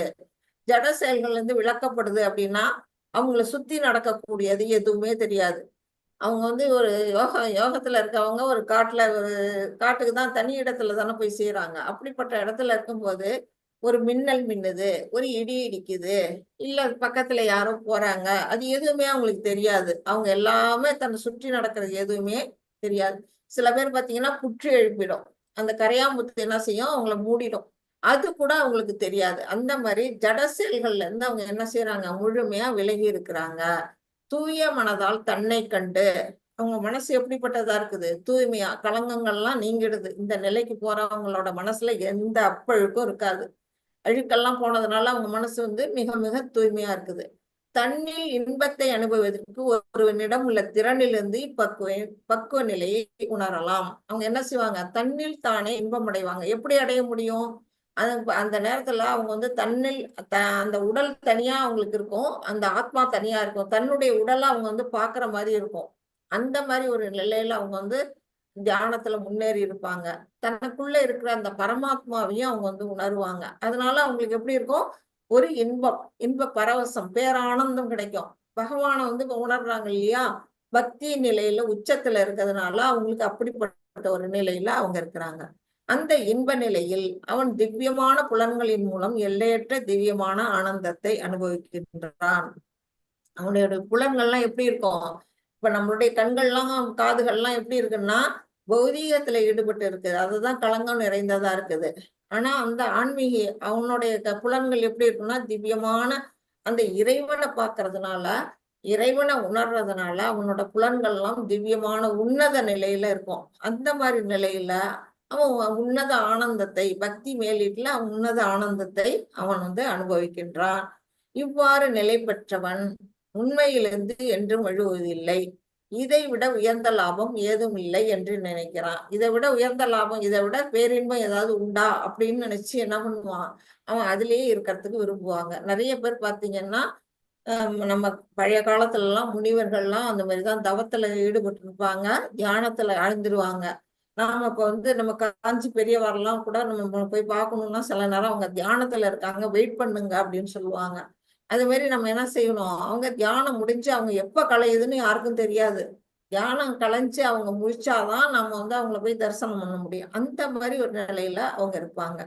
அத்தகைய நிலையில் அமைந்தவன் மாபெரும் துயரங்களுக்கு மத்தியிலும் ஒருபோதும் அசைக்கப்படுவதில்லை.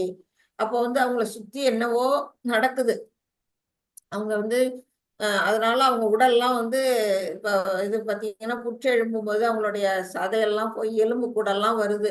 அப்ப வந்து சாதாரணமா இருந்தோம்னா நமக்கு வந்து துயரமா இருக்கும், துன்பம் தரும் அந்த உடலுக்கு ஏற்படக்கூடிய வலிகள்லாம்.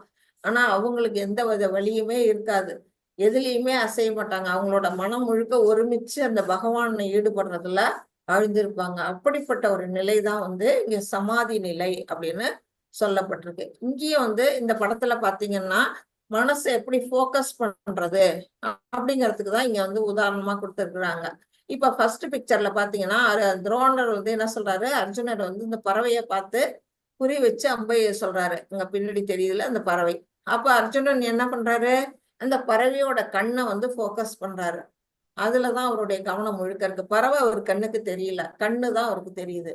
அப்படிப்பட்ட அந்த மனசு ஒருமிக்கிறது. இங்க பாத்தீங்கன்னா அதே அர்ஜுனன் வளர்ந்த பிற்பாடு திரௌபதியை வந்து திருமணம் பண்ணிக்க சுயம்பர மண்டபத்துல போய் என்ன பண்றாரு, மேல வந்து சுத்திக்கிட்டு இருக்குது ஒரு சக்கரத்துல ஒரு மீன் பொம்மை வந்து சுத்திக்கிட்டு இருக்கு. அவர் கீழே இருக்க தண்ணிய காத்து அந்த மீனை வந்து அடிக்கணும், அதுதான் அவருக்கு வச்சிருக்கக்கூடிய சவால். அத வந்து என்ன பண்றாரு, அந்த கீழே இருக்க தண்ணி சுத்திக்கிட்டு இருக்க மீன் மேல அதை போக்கஸ் பண்றாரு. போக்கஸ் பண்ணி அவர் வந்து அந்த மீனை வெற்றி கொண்டு அங்கேயே அந்த மீனோட கண்ணை தான் அவர் குறி வைக்கிறாரு. அதனால அவர் வந்து அதுல வெற்றி அடைஞ்சு திரௌபதியை திருமணம் பண்ணிக்கிறாரு. இப்ப இதுல பாத்தீங்கன்னா பஞ்ச பாண்டவர்களை வந்து என்ன செய்யறாங்க, கௌரவர்கள் வந்து 12 வருஷம் வந்து என்ன பண்றாங்க, வனவாசம், 1 வருஷம் அஞ்ஞாத வாசம் போ அப்படின்னு சொல்லி காட்டுக்கு அனுப்பிடுறாங்க இல்லையா. அந்த நேரத்துல அவங்க அந்த 1 வருட காலம் வந்து யாருடைய கண்ணுக்கும் அகப்படாம அவங்க வந்து மறைஞ்சு வாழறாங்க, வேற வேற உருவத்துல அவங்க வந்து மறைஞ்சு வாழறாங்க. அதெல்லாம் எதனால, அவங்ககிட்ட இருக்க அந்த மன வைராக்கியத்தினாலதான் அது வந்து நல்லபடியா முடிஞ்சது. இதெல்லாம் நம்ம வந்து ஒரு யோகிக்கான தகுதிகள் அப்படிங்கிறதுக்கு தான் இந்த படத்தை வந்து பிக்சரிங்க கொடுத்துருக்குறாங்க. அதாஜி 34 படிக்கிறேன். ஹரே கிருஷ்ணா. பிரபு படிக்கிறீங்களா? நான் படிக்க மாத்தாஜி. படிக்க மாத்தாஜி. சஞ்சலம் ஹி மன கிருஷ்ணா பிரமாதி பலத்ருடம் தஸ்யாஹம் நிக்ரஹம் மன்யே வாயோ இவ சுதுஷ்கரம். ஹரே கிருஷ்ண மாதாஜி. ஹரே கிருஷ்ணா. இப்ப பகவான் கிருஷ்ணர் என்ன சொல்றாரு, இதுவரையிலும் நிறைய வந்து நம்ம 2வது சாப்டர்ல இருந்து அர்ஜுனருக்கு உபதேசம் பண்ணிக்கிட்டே வராரு. இவன் வந்து கர்மயோகம் எப்படியெல்லாம் செய்யலாம் அப்படிங்கிறதெல்லாம் வந்து கத்து கொடுத்துருக்கிறாரு. இப்ப வந்து என்ன செய்யறாரு, அஷ்டாங்க யோகத்தை அவர் சொல்லி கொடுத்துருக்கிறாரு. அஷ்டாங்க யோகத்துல மனசை கண்ட்ரோல் பண்ணணும் அப்படின்னு அவர் சொல்லும்போது அர்ஜுனர் கேட்கிறாரு, மனம் எப்படிப்பட்டது? அமைதியற்றது. மனம் எப்படி இல்லைன்னா குரங்கு மாதிரி ஒரு நிமிஷம் சும்மா இருக்காது. மரத்துக்கு மரம் குரங்கு என்ன செய்யும்? தாவிக்கிட்டே இருக்கும் இல்லையா? அப்படிதான் நம்மளோட மனம் ஒரு குரங்கு அப்படின்னு படிக்கிறோம்ல. அந்த மாதிரி என்ன செய்யும்? அமைதியே இல்லாம ஏதாவது சிந்தனைகள், நல்ல சிந்தனையோ அது கெட்ட சிந்தனையோ, ஒரு நிமிஷம் கூட ஓய்வு இல்லாம வந்து என்ன பண்ணும்? எதையாவது நினைச்சுக்கிட்டே இருக்கும். அப்படிப்பட்ட மனசு அமைதியற்றதாச்சே, குழப்பம் நிறைந்ததாச்சே. இதை செய்யலாமா, அதை செய்யலாமா, எதை செய்யலாம்னு நமக்கு வந்து என்ன செய்யும்? குழப்பம் இருந்துகிட்டே இருக்கும். அந்த மாதிரி குழப்பம் நிறைந்ததாச்சே, அடங்காததாச்சே அப்படின்னு இருக்கிறாரு. நம்ம வந்து கண்ட்ரோல் பண்ண முடியும்னா அடங்காது நம்ம மனசு. அப்படிப்பட்ட தன்மை வாய்ந்தது, சக்தி மிகுந்தது. நம்மளுடைய அறிவுக்கு மீறி மனசு என்ன செய்யுது? சக்தியோட இருக்குது. அதை நான் எப்படி கண்ட்ரோல் பண்ணுவேன் அப்படின்னு வந்து இங்க வந்து அர்ஜுனன் கேட்கிறாரு. வீசும் காற்றை அடக்குவதை விட மனதை அடக்குவது கடினமாக எனக்கு தோன்றுகிறது இறைவா, நான் என்ன செய்வேன் அப்படின்னு சொல்றாரு. உள்ளபடியே நம்ம வந்து என்ன செய்யலாம்? காத்தை வந்து நம்ம ஒரு ரப்பர் பந்துக்குள்ள அடைச்சு நம்ம என்ன செய்யறோம்? பந்தை விளையாடுறதுக்கு நம்ம எடுக்கிறோம். அதுக்குள்ள காத்து இருக்க வச்சுதான் அது துள்ளி துள்ளி குதிக்குது. இப்ப நம்ம நினைச்சோம்னா எதுல வேணா போறோம், இந்த மாதிரி பாக்ஸ் டப்பால கூட நம்ம காத்த அடைச்சு வச்சிடலாம். ஆனா நம்ம மனசை அடக்க முடியுமா? முடியாது. காற்றை கூட அடக்கிறோம். காற்று எப்படிப்பட்டது? பெரிய பிரபஞ்சம். 5 விதமான பிரபஞ்ச சக்திகள்ல ஒண்ணு. அதை கூட அடக்கிட முடியுது. நம்ம கிட்ட இருக்க அந்த மனசை அடக்க முடியலையே, இது கஷ்டமா இருக்கு அப்படின்னு அர்ஜுனன் வந்து இந்த இடத்துல பகவான்கிட்ட கேட்கிறாரு. அது செஞ்சாதானே வந்து யோகத்துல முன்னேற முடியும் அப்படின்னு. மாதாஜி 35. நான் படிக்கவா? ஹரே கிருஷ்ணா. படிங்க மாதாஜி. ஏன் மியூட் போயிட்டீங்க மாதாஜி? படிங்க. ஸ்ரீ பகவானுவாச்ச அசம்சயம் மகாபாஹோ மனோ துர்நிக்ரஹம் சலம் அப்யாசேன து கௌந்தேய வைராகேண சக்ருத்யதே. ஜெய் ஸ்ரீ கிருஷ்ணா. ஜெய் ஸ்ரீ கிருஷ்ணா. இதுல என்ன சொல்றாங்க? பகவான் ஸ்ரீ கிருஷ்ணர் கூறினார். அர்ஜுனன் கேட்டார் இல்லையா, மனசை அடக்கிறது கடினம் அப்படிங்கிறதுக்கு இங்க வந்து பகவான் கவுண்டர் கொடுக்கிறாரு. என்ன சொல்றாரு? பலம் பொருந்திய புயங்களை உடைய குந்தியின் மகனே, அமைதியற்ற மனதை அடக்குவது சந்தேகமின்றி மிகவும் கடினமே. மனசை அடக்கிறது வந்து சின்ன காரியம் இல்ல, உண்மையிலே அது ரொம்ப கடினமான காரியம்தான் அப்படின்னு பகவான் வந்து ஒத்துக்கிறாரு. ஆனால் தகுந்த பயிற்சியினாலும் பற்றின்மையாலும் அது சாத்தியமாகும். அபியாசேன து கௌந்தேயன். அபியாசம்னா என்ன? தொடர்ந்து நம்ம வந்து பயிற்சி பண்ணிக்கிட்டே இருக்கணும். இன்னைக்கு காலையில 4:30 மணிக்கு எழுந்து நம்ம கோயில்ல மங்கள ஆரத்தி பார்க்கணும், நம்ம 5 மணிக்கு எழுந்திரிச்சு ஜபம் பண்ணணும், குளிச்சுட்டு உட்காந்து பூஜை பண்ணணும் அப்படின்னு நம்ம நினைச்சோம்னா நமக்கு வந்து ஆரம்பத்துல ரொம்ப ரொம்ப கடினமா இருக்கும். அதே நம்ம வந்து தொடர்ந்து கண்டினியூஸா நம்ம வந்து அதை செஞ்சுக்கிட்டே போயிட்டே இருந்தோம்னா அது வந்து நமக்கு அது ஈஸியான காரியமாயிடும். அதுதான் வந்து பயிற்சி. கண்டினியூஸா செய்யறதுதான் பயிற்சி. நம்மளுடைய முயற்சியின் மூலமா செய்யணும். அந்த மாதிரி ஒரு பயிற்சியினாலும் பற்றின்மையாலும் வைராக்கியம், அதை செஞ்சே ஆகணும் அப்படின்னு நமக்கு ஒரு மனசுக்குள்ள ஒரு வைராக்கியத்தை ஏற்படுத்திக்கிட்டு, பற்றின்மைன்னா நான் மற்ற பொருள்கள் எல்லாம் ஆசைப்படக்கூடாது, இந்த செயலை தான் செய்யணும் அப்படின்னு ஒரு நினைவுல வந்து செய்யும் பொழுது அந்த மனசையும் நம்ம என்ன செய்ய முடியும்? நம்ம கண்ட்ரோல்ல கொண்டு வர முடியும். அப்போ வந்து அது சாத்தியமாகும் அர்ஜுனா அப்படின்னு வந்து பகவான் இங்க வந்து எடுத்து சொல்றாங்க. இது அர்ஜுனருக்கு மட்டும் இல்ல, நமக்கெல்லாம் சொல்லக்கூடிய பாடம் அப்படிங்கிறத நம்ம எடுத்துக்கணும். இதுல வந்து மனம் ஒரு நண்பனா அல்லது எதிரியா அப்படின்னு கேட்டிருக்காங்க. பாத்தீங்கன்னா மனம் எப்படிப்பட்ட நிலையில நண்பனா இருக்கும்? நமக்கு சத்துவ குணம் நிறைஞ்சிருக்கும் போது நண்பனா இருக்கும். அதே ரஜோ குணம் நம்மள்ட்ட தூக்கலா இருக்கும்போது அது வந்து நமக்கு வந்து எதிரியா செயல்படும். அப்ப நம்ம குணங்களை நம்ம என்ன செய்யணும்? சத்துவ குணத்துக்கு நம்ம மாற்றிக்கணும் அப்படிங்கிறது நமக்கு வந்து இதுல தெரிஞ்சுக்க வேண்டியது. மாதாஜி 41. சுமதி மாதாஜி, பரமேஸ்வரி மாதாஜி.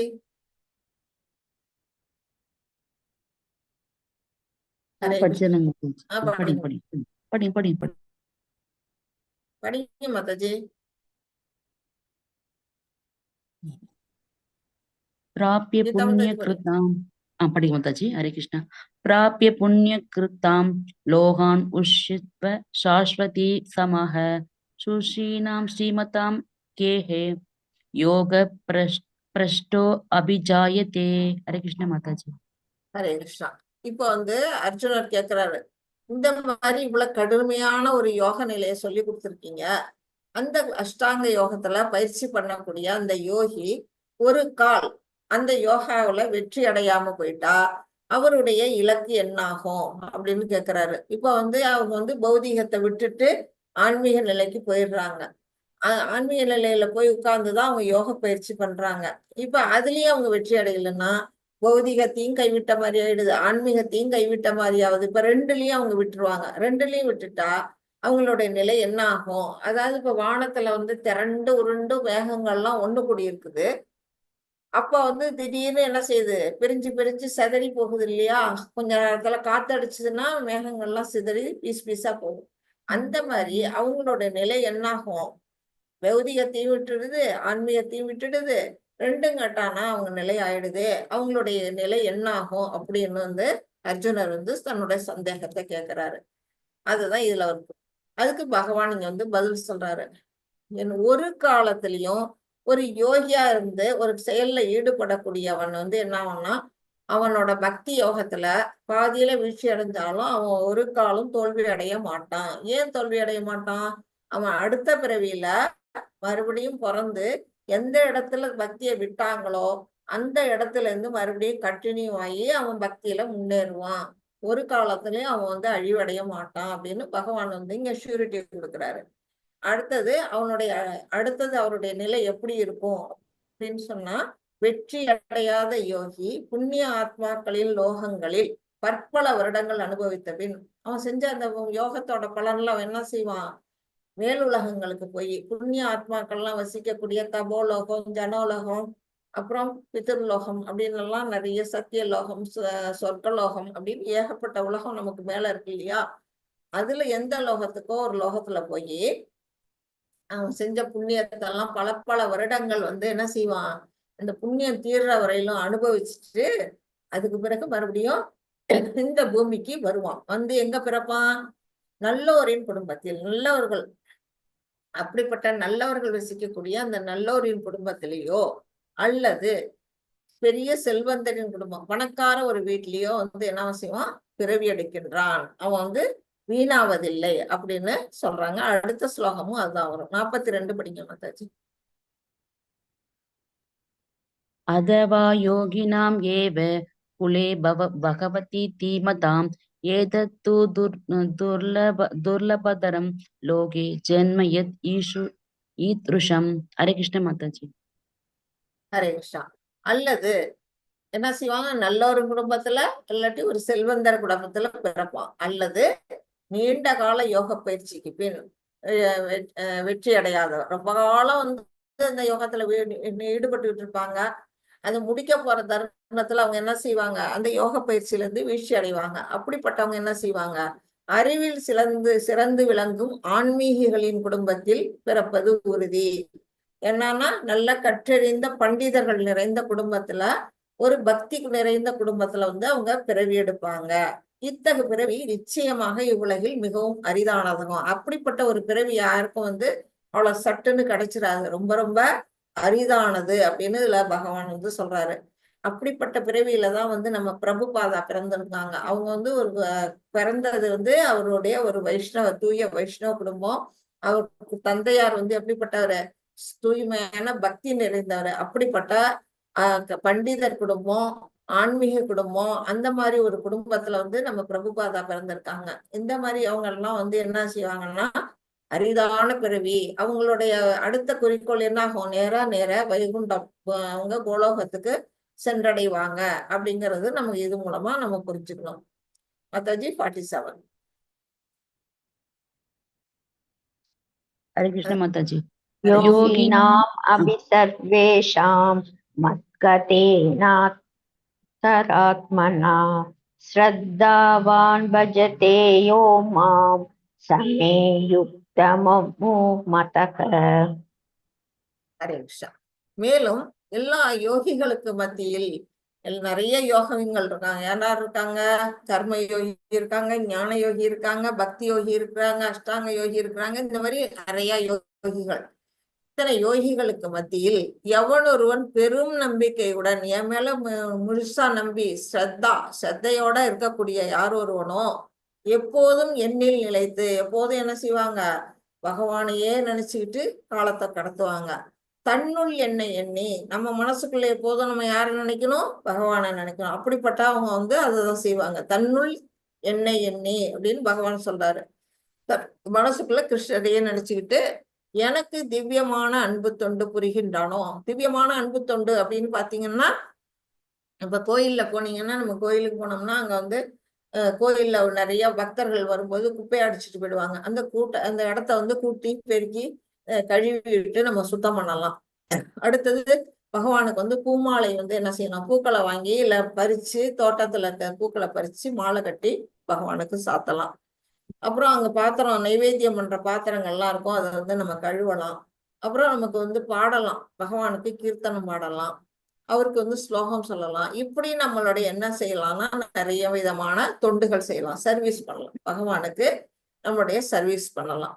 இந்த மாதிரி அன்பு தொண்டு யாரொருவங்க புரிகிறார்களோ அவனே யோகத்தில் என்னுடன் மிகவும் நெருங்கியவன் அப்படின்னு பகவான் சொல்றாரு. யாரு பகவானுக்கு நெருக்கமானவங்க? இதெல்லாம் செய்யக்கூடியவங்க தான் எனக்கு ரொம்ப நெருங்கியவர்கள். அவர்கள் எல்லோருடைய உயர்ந்தவன் ஆவான். மற்ற யோகிகளை விட இப்படிப்பட்ட அன்பு தொண்டு செய்யறவன், பக்தி தொண்டு செய்யக்கூடியவன் எப்படி ஆவான்? எனக்கு மிகவும் நெருங்கியவனும் உயர்ந்தவனும் ஆவான். இதுவே எனது அபிப்பிராயம். இதை விட நமக்கு யார் கிளியர் கட்டா சொல்ல முடியும்? நாம என்ன செய்யணும் அப்படிங்கிறத பகவான் இதுல பளிச்சுன்னு சொல்லிட்டாங்க. இப்ப இதுல என்ன சொல்லியிருக்கிறாங்கன்னா, அனைத்து யோகங்களையும் பக்தி யோகம் சிறந்ததுங்கிறத இங்க கொடுத்துருக்காங்க. ஒரு படிநிலை மாதிரி. இப்ப பாத்தீங்கன்னா இங்க கர்ம யோகம் தான் ஃபர்ஸ்ட் ஆரம்பிக்குது. இதுக்கு கீழே இருக்கிறது கர்ம காண்டா அப்படின்னு சொல்லப்படும். அந்த கர்ம காண்டாங்கிறது நமக்கு நாம பலனை நினைச்சு செய்யக்கூடிய செயல்கள் இதுலயே வராது. கர்ம யோகம் அப்படின்னாலே நம்ம பலன்கள் எல்லாம் அர்ப்பணிச்சுட்டு பகவானுக்கு அர்ப்பணிச்சு செய்யக்கூடிய அந்த கர்ம யோகம் அது எங்க கொண்டு விடும்? பக்தி யோகத்துக்கு தான் போய் சேரும் அதோட நிலை. அடுத்தது ஞான யோகம். நம்ம இந்த மாதிரி புஸ்தகங்கள் எல்லாம் வேதங்கள் எல்லாம் படிச்சு சாஸ்திரங்களை படிச்சு நம்ம ஞானத்தை வளர்த்துக்கிட்டு நம்ம பகவானை சென்றடையாது பக்தி யோகத்துலதான் போய் முடியும். அடுத்தது அஷ்டாங்க யோகம். இப்ப நாம படிச்ச அந்த அஷ்டாங்க யோகம் தியான இந்த 6th சாப்டர் அதோட பொருள். அதுவும் எங்க கொண்டு விடும்? பக்தி யோகத்துலதான் போய் முடியும். ஆக மொத்தம் கர்ம யோகமோ ஞான யோகமோ அஷ்டாங்க யோகமோ இது எல்லாம் என்ன செய்யுது? பக்தி யோகத்துலதான் அந்த இலக்க நோக்கிதான் போகுது அப்படிங்கிறத இங்க சொல்லி இருக்கிறாங்க. இத ஓகே நம்ம ஓகே இப்ப ஒவ்வொரு யுகத்திலையும் என்னென்ன செஞ்சாங்க, மக்கள் இறைவனை அடையறதுக்கு என்னென்ன செஞ்சாங்க, என்னென்ன வழிமுறைகளை பின்பற்றினாங்க அப்படின்னு இதுல கொடுத்துருக்குறாங்க. சத்திய யுகத்துல என்ன செஞ்சாங்க அப்படின்னா ஃபுல் அண்ட் ஃபுல் மெடிடேஷன். பகவான் விஷ்ணுவை நினைச்சு மெடிடேஷன் பண்றது மூலமா இறைவனை சென்றடைஞ்சாங்க அப்படின்னு சொல்லப்பட்டிருக்கு. திரேதா யுகத்துல என்ன செஞ்சிருக்காங்க? விலை உயர்ந்த யாகங்கள், அதாவது அந்த காஸ்ட்லியான அந்த நெய் அதுல போடக்கூடிய அந்த அவிர்வாகத்துக்கு தேவையான அந்த யாகத்துக்கு தேவையான பொருட்கள்லாம் ரொம்ப ரொம்ப காஸ்ட்லியா இருக்கும். அந்த மாதிரி பொருள்களை கொண்டு யாகம் செஞ்சு திரேதா யுகத்துல பகவானை சென்றடைந்தார்கள் மக்கள் அப்படின்னுட்டு. அடுத்தது துவாபரேகம். துவாபரேகத்துல என்ன செஞ்சாங்க? விரிவான கோயில் வழிபாடு, விக்கிரக வழிபாடு, கோயில்ல போய் டெய்டி வர்ஷிப். இதுதான் துவாபரேகத்துல செஞ்சிருக்காங்க. இது எதுல வந்திருக்கு அப்படின்னா நம்ம ஸ்ரீமத் பாகவதம் 12வது கேண்டோ 3வது சாப்டர் 52வது ஸ்லோகத்துல இத பத்தி எல்லாம் சொல்லப்பட்டிருக்கு. இது சாஸ்திரபூர்வமா சொல்லப்பட்ட செய்திகள். ஆனா கலியுகத்துல என்ன கொடுத்திருக்கிறாங்க? இறைவனின் பெயரை உச்சரித்தல் ரொம்ப ஈஸியா வீட்டுல இருந்தபடியே நாம என்ன செய்யலாம்? ஹரே கிருஷ்ணா மகாமந்திரத்தை உச்சரிச்சு பகவானை சென்றடைய முடியும். நம்ம மெடிடேஷன் பண்ண வேணாம், யாகம் வளர்க்க வேணாம், கோயிலுக்கு போய் கஷ்டப்பட்டு கூட நம்ம போய் கூட உடலை வருத்தி நம்ம வழிபாடு பண்ணணும்னு அவசியம் இல்லை. வீட்டுல இருந்தபடியே என்ன செய்யலாம்? பகவானுடைய நாமங்களை உச்சரிச்சு ஹரே கிருஷ்ணா மகாமந்திரத்தை உச்சரிச்சு நாம முக்தி அடைய முடியும் அப்படின்னு நமக்கு இங்க ஈஸியான ஒரு வழிய கொடுத்துருக்குறாங்க. இப்ப பாத்தீங்கன்னா இங்க படிக்கட்டு இருக்கு, இங்க லிஃப்ட் இருக்கு.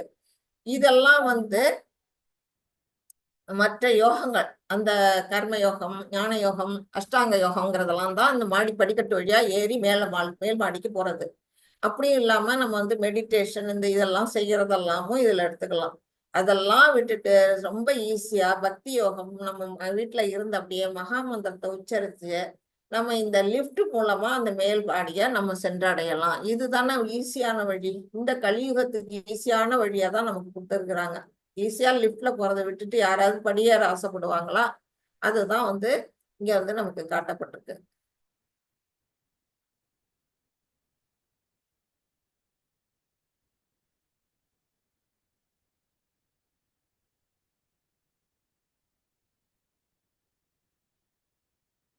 இப்போ வந்து ஜபம் பிளஸ் கீர்த்தன். இப்ப ஹரே கிருஷ்ணா மகாமந்திரத்தை நம்ம ஜபமா உச்சரிச்சோம்னா ஹரே கிருஷ்ணா கிருஷ்ண கிருஷ்ணா ஹரே ஹரே ஹரே ராம ராம ராம ஹரே ஹரே அப்படின்னு நம்ம வந்து ஜபம் பண்ணுவோம். அந்த மணியை வச்சுக்கிட்டு ஜபம் பண்ணுவோம். அதே சங்கீர்த்தன் பண்ணோம்னா ஹரே கிருஷ்ணா கிருஷ்ண கிருஷ்ணா ஹரே ஹரே ஹரே ராமா ராம ராமா ஹரே ஹரே. இப்ப வந்து இந்த மந்திரமே நமக்கு வந்து ஜபமாவும் யூஸ் ஆகுது, கீர்த்தனாவும் யூஸ் ஆகுது. நமக்கு பகவானை பற்றி எந்த ஒரு பாடலும் தெரியல, நமக்கு பகவானை பாற்றி பாடக்கூடிய பாடல் எதுவும் தெரியல அப்படின்னு யாரும் வருத்தப்பட வேணாம். இந்த மந்திரத்தையே நம்ம வந்து பாடலாம், நம்ம வந்து கீர்த்தன் பண்ணி நம்ம வந்து பகவானை திருப்திப்படுத்த முடியும் அப்படிங்கிறதுதான் வந்து இங்க அதை கொடுத்துருக்குறாங்க. வேத குறிப்புகள்லாம் என்ன சொல்லி இருக்கிறாங்க அப்படின்னு நம்ம பார்ப்போம். வேதங்கள்ல எல்லாம் இந்த ஜபம் பண்றதை பத்தி நிறைய கொடுத்துருக்குறாங்க. இதுல வந்து இது வந்து எதுல கொடுத்துருக்குறாங்க அப்படின்னு பாத்தீங்கன்னா கிருஷ்ணா யஜுர் வேதத்துல இருந்து கலிசந்தாரண உபநிஷத்துல இருந்து ஒரு ஸ்லோகம் வந்திருக்குது. இதி ஷோடசகம் நாம் களி கல்மஷ நாசனம் நத பரதரோ உபாயக சர்வ வேதேஷு திருஷ்யதே.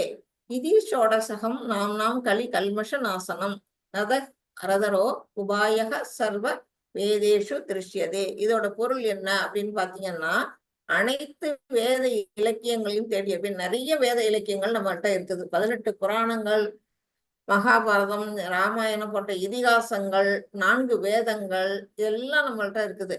இது எல்லாத்தையும் அலசி ஆராய்ஞ்சு பார்த்த பிற்பாடு என்ன சொல்றாங்க, ஹரே கிருஷ்ணாவின் கோஷத்தை விட, ஹரே கிருஷ்ணா மகாமந்திரத்தை விட இந்த வயதிற்குனா இந்த காலகட்டம் கலியுகத்திற்கு ஒரு மதத்தின் முறையை, மதம்னா என்னன்னா தர்மம், ரிலிஜன் வச்சுக்கணும். மதம்னா நம்ம வந்து கிறிஸ்டியானிட்டி, இந்து, முஸ்லிம் அப்படிங்கிற அந்த இதுக்கே போக வேண்டாம். அதெல்லாம் மதம்னு கிடையாது. மதம்னா தர்மம், அதாவது தர்மம், சனாதன தர்மம். அந்த சனாதன தர்மம் எல்லாருக்கும் சமம் தான். எந்த மதத்துல இருக்கவங்க வந்து இப்ப வந்து கிறிஸ்டியன், முஸ்லீம் எல்லாம் எல்லாருமே ஒண்ணுதான். இப்போ வந்து நம்ம நேத்து கூட படிச்சோம், ஹரிதாஸ் தாக்கூர் வந்து ஒரு நாளைக்கு 3 லட்சம் தடவை வந்து அவர் வந்து ஹரே கிருஷ்ணா மகாமந்திரம் உச்சரிச்சாரு. அவர் பிறப்பால ஒரு முஸ்லீம், பிறப்பால முஸ்லீமா இருந்தாலும் அவர் எப்படி பண்ணாரு, கிருஷ்ண பக்திக்கு வந்தாரு இல்லையா? அந்த மாதிரி மதம்னா நீங்க வந்து இந்த இடத்துல தர்மம்னு எடுத்துக்கணும். அவங்களுக்கு விதிக்கப்பட்ட தர்மம், சனாதன தர்மம். 4 வகையான வர்ணங்கள் படிச்சோம் இல்லையா, பிராமணர், சத்திரியர், வைசியர், சூத்திரர். அந்த தர்மம் அவங்களுக்காக விதிக்கப்பட்ட அந்த தர்மத்தின் முறையை மிக உயர்ந்ததாக, முறையை விட மிக உயர்ந்ததாக கண்டுபிடிக்க முடியாது. அந்தந்த தர்மத்தை அவங்க செஞ்சுக்கிட்டு என்ன செய்யலாம், அந்த மந்திரத்தை சொல்றது மட்டுமே இந்த கலியுகத்துக்கு போதுமானது அப்படின்னு இந்த உபனிஷத்துல சொல்லப்பட்டிருக்கு. இப்ப வந்து இது எதுல வந்திருக்கு அப்படின்னு பாத்தீங்கன்னா சைத்தன்ய சரிதாமிரதம் ஆதி லீலை 17.21 கொடுத்திருக்கிறாங்க. என்ன கொடுத்திருக்கிறாங்க, ஹரேர் நாம ஹரேர் நாமவே கேவலம் கலவு நாஸ்தியவ கதி அந்யதா. அதாவது இந்த கலியுகம் எப்படிப்பட்டது, சண்டை மற்றும் பாஷாங்குத்தனம் நிறைந்த ஒரு யுகம்.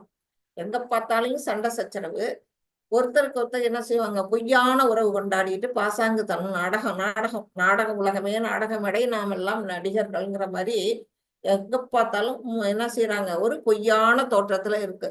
அப்படிப்பட்ட யுகத்துல இருந்து நம்ம விடுதலை பெறணும். அதுக்கு என்ன வழி அப்படின்னா பகவான் கிருஷ்ணருடைய பரிசுத்த நாமம் எது? இந்த ஹரே கிருஷ்ணா மந்திரம். இதை உச்சரிக்கிறத தவிர வேற வழி இல்லை, வேற வழி இல்லை, வேற வழி இல்லை அப்படின்னு நல்லா திட்டவட்டமா இதுல வந்து சொல்லி இருக்கிறாங்க. இதை சொல்லுவதனாலயே நாம என்ன செய்யலாம்? முக்தி அடைய முடியும் அப்படிங்கிறது. அடுத்தது இது வந்து ஸ்ரீமத் பாகவதம் 12.3 12வது கேண்டோ 3வது சாப்டர் 51வது ஸ்லோகத்துல சொல்லி இருக்கிறாங்க. என்ன சொல்லி இருக்கிறாங்க? கலே தோஷ நிதேராஜன் அஸ்தி ஹேகோ மகான் ஹோ கீர்த்தனாத் ஏவ கிருஷ்ணாஸ் முக்த சங்க பரம் பிரஜேத். அதாவது என் அன்பான ராஜான்னு யுதிஷ்டர் சொல்றாங்க. கலியுகத்தில் குறைபாடுகள் நிறைந்திருந்தாலும் இந்த கலியுகம் எப்படிப்பட்டது? குறைபாடுகள் நிறைந்ததுதான். மற்ற யுகங்களை விட ரொம்ப ஒஸ்ட் அப்படிங்கிறது. இந்த வயதை பற்றி இன்னும் ஒரு நல்ல குணம் இருக்கிறது. இந்த யுகத்தை பத்தி ஒரு நல்ல குணம் இருக்குது. என்ன அப்படின்னு பாத்தீங்கன்னா, வெறுமனே ஹரே கிருஷ்ணா மகாமந்திரத்தை உச்சரிப்பதன் மூலம் ஒருவர் பொருள் அடிமைத்தளத்திலிருந்து விடுபட்டு ஆழ்நிலை ராஜ்யத்திற்கு உயர்த்தப்படலாம். ஆழ்நிலை ராஜ்யம் வந்து டிரான்ஸ்டென்டல், அந்த வேர்ல்டு, ஆன்மீகம், ஸ்பிரிச்சுவல் வேர்ல்டுக்கு ஈஸியா போயிடலாம். நமக்கு வந்து கலியுகத்துல ஆயுள் குறைவு. அதிகபட்சம் ஒரு மனிதனுக்கு 100 வயதுன்னு சொல்லப்பட்டது. இவ்வளவு குறைந்த வயதுல நாம வந்து என்ன செய்யலாம்? ஹரே கிருஷ்ணா மகாமந்திரத்தை உச்சரிக்கிறதன் மூலமாவே பகவானுடைய அந்த உலகத்தை சென்றடையலாம் அப்படின்னு நம்முடைய ஸ்ரீமத் பாகவதத்துல சொல்லப்பட்ட குறிப்பா இருக்கு. அடுத்தது யஜ்ஞானாம் ஜப யஜ்ஞோஸ்மி. இது எங்க வந்திருக்கு? நம்முடைய பகவத்கீதை. நம்ம இன்னும் 2-3 நாள்ல படிக்க போறோம். 10வது சாப்டர் பகவானுடைய விபூதி யோகத்தை பத்தி நம்ம படிக்க போறோம். அந்த 10வது சாப்டர்ல 25வது ஸ்லோகத்துல யஜ்ஞானாம் ஜப யஜ்ஞோஸ்மி, கிருஷ்ணனாகிய நான் யாகங்களில் என் திருநாமங்களை உச்சரிக்கும் ஜப யஜ்ஞம் ஆவேன். வந்து என்ன சொல்றாரு? நான் தான் அங்க வந்து ஹரே கிருஷ்ணா அப்படின்னு சொல்லும் போதே நான் வந்து யஜ்ஞனா, அதுவே சிறந்த யஜ்ஞம் அப்படின்னு பகவான் வந்து இதுல வந்து நம்ம சொல்லி இருக்கிறாங்க. 10வது சாப்டர்ல இன்னும் கொடுத்திருக்கிறாங்க. சைத்தன்ய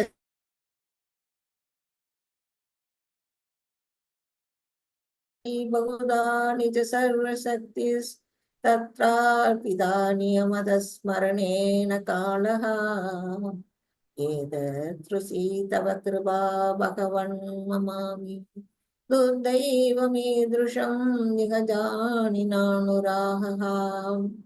புருஷோத்தமரான முழுமுதற் கடவுளே, உனது திருநாமங்கள் அனைத்தும் உயிர்வாழிகளின் மீது மங்களங்களை பொழிகின்றன. எப்படி இருக்கு? அந்த திருநாமங்களை நம்ம உச்சரிக்கும் போது நமக்கு எந்த விதமான அமங்கலம் நம்ம விட்ட வராது, எல்லாம் மங்களமா இருக்கும். எனவே உமக்கு கிருஷ்ணா, கோவிந்தா போன்ற எண்ணற்ற பெயர்கள் உள்ளன. அவருக்கு வந்து 1000 நாமங்கள், ஆயிரக்கணக்கான நாமங்கள், 1000 கிடையாது, 1000 தாண்டி அவருடைய நாமங்கள் இருக்கு. சகஸ்ர நாமமே நமக்கு உதாரணம். கிருஷ்ணா, கோவிந்தா, நரசிம்மா, நாராயணா, அச்சுதா, கேசவான்னு நிறைய நம்ம சொல்லிக்கிட்டே போகலாம். அவ்வளவு பெயர்கள் இருக்கு. உங்களுடைய வல்லமைகளை அத்திருநாமங்களில் வைத்து நிறுவியுள்ளார். அவருடைய சக்தி எல்லாம் எதுல இருக்கு?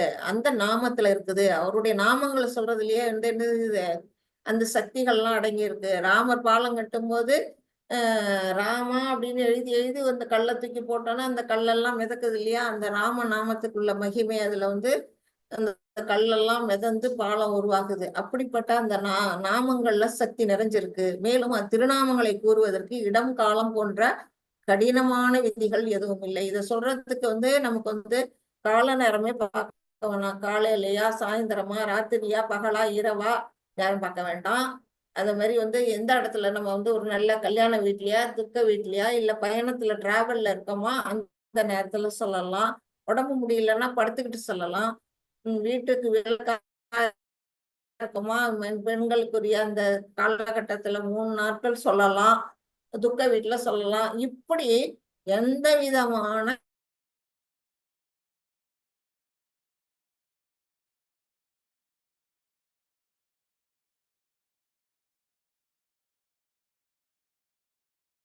நமக்கு வந்து ஒரு மந்திரத்தை கொடுத்துருக்காங்க. இதை வந்து நாம பயன்படுத்திக்கலன்னா நாம வந்து அது நம்முடைய தவறுதானே தவிர வேற ஒண்ணும் இல்ல.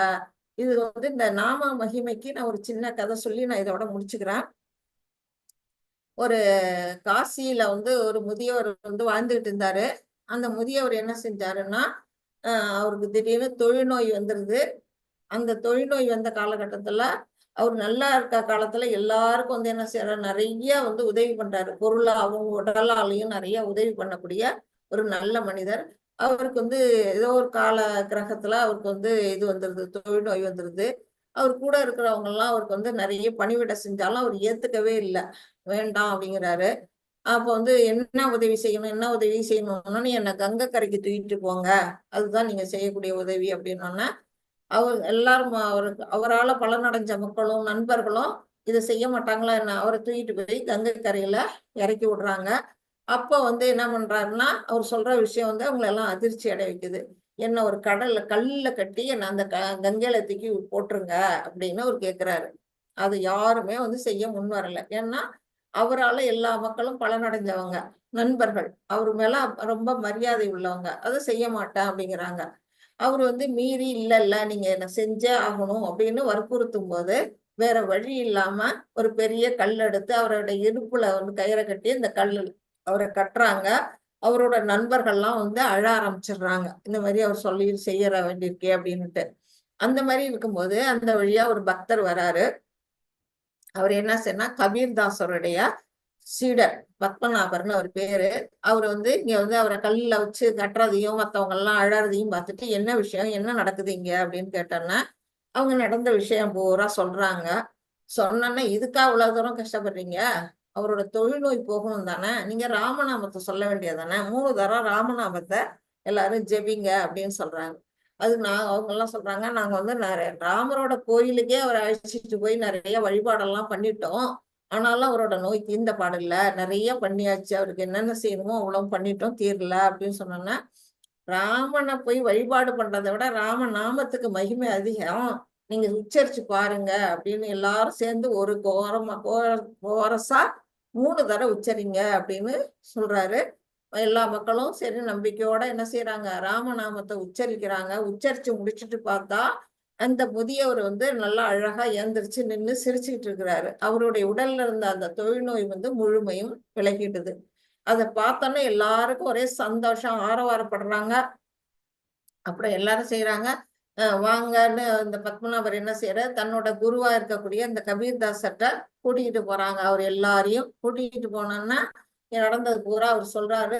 சொன்னோன்னா அந்த கபீர்தாசர் வந்து பத்மநாபரை கோச்சுக்கிறாரு. ஏன் கோச்சுக்கிறாரு அப்படின்னா, நீ ராமநாமத்தோட மகிமையை கெடுத்துட்டப்பா, 3 தரம் எதுக்கு சொல்லணும், ஒரு தரம் சொன்னாலே அந்த நோய் விலகி இருக்குமே, ராமா அப்படின்னு ஒரு தரம் சொன்னாலே அந்த நோய் விலகிடும், நீ 3 தரம் சொல்ல வச்சிருக்கிய, அந்த நாமத்தோட மகிமையை குறைச்சிட்ட, மதிப்பு குறைச்சு சொல்லிட்ட அப்படின்னு சொல்லி திட்டாராம். அப்படிப்பட்ட ராமநாமம் மகிமையை பத்தி உங்களுக்கு சொல்ல வந்தேன். எதுக்கு நம்ம இது சொன்னோம்னா, இப்ப நாம வந்து என்ன செய்யணும், நம்ம ஹரே கிருஷ்ணா மகாமந்திரமும் அவ்வளவு மகிமை வாய்ந்தது. அதை நீங்க உச்சரிச்சு பார்த்தீங்கன்னா தான் உங்களுடைய வாழ்க்கையில நீங்க அதோட பலன்களை வந்து நீங்க அனுபவிச்சு உணர்ந்து சொல்ல முடியும். இன்னைக்கு நீங்க வந்திருக்க புதுசா வந்திருக்க எல்லாருக்கும் அதுக்கு வந்து நீங்க இதை நீங்க உங்க வாழ்நாள்ல கடைபிடிங்க. ஒவ்வொரு மாலை தினம் சொல்லுங்க. சொல்றதுனால உங்களுடைய வாழ்க்கையில ஏற்படக்கூடிய மாற்றங்களை நீங்களே வந்து எனக்கு ஒரு நாள் சொல்லுவீங்க. அதை நான் கேட்டு நான் வந்து சந்தோஷப்படுவேன் நானுமே. மாதாஜி பலஸ்ருதி சொல்றீங்களா? ஹரே கிருஷ்ணா மாதாஜி. ஸ்ரீவித்யா மாதாஜி, ஜானகிராம் சொல்லட்டுமா சொல்லுங்க மாதாஜி? சொல்லுங்க. ஓம் நமோ ஓம் இதி பகவத்கீதாசு உபனிஷத்து பிரம்ம வித்யாயாம் யோகசாஸ்திரே ஸ்ரீகிருஷ்ணார்ஜுன சம்வாதே தியான யோக நாம षष्ठोऽध्यायः. हरे कृष्ण माताजी. पाञ्चाकल्पतरुभ्यश्च कृपासिन्धुभ्यः च पतितानां पावनेभ्यो वैष्णवेभ्यो नमो नमः. अनंत कोटि वैष्णव वृंद की जय. श्रील प्रभुपादा की जय. नामाचार्य हरिदास ठाकुर की जय. Hare Krishna Krishna Krishna Hare Hare, Hare Ram Ram Ram Hare Hare, Hare Krishna Krishna Krishna Hare Hare, Hare Ram Ram Ram Hare Hare. Hare Krishna devotees. Thank you devotees. நல்லா பொறுமையா இருந்து கேட்டீங்க. எல்லாருக்கும் இது புரிஞ்சிருக்கும்னு நினைக்கிறேன். இதை பத்தி யாருக்காவது ஏதாவது டவுட்ஸ் இருந்தா இப்ப கேட்கலாம். இந்த பாடத்துல எதுவும் சந்தேகம் இருக்குதுன்னா.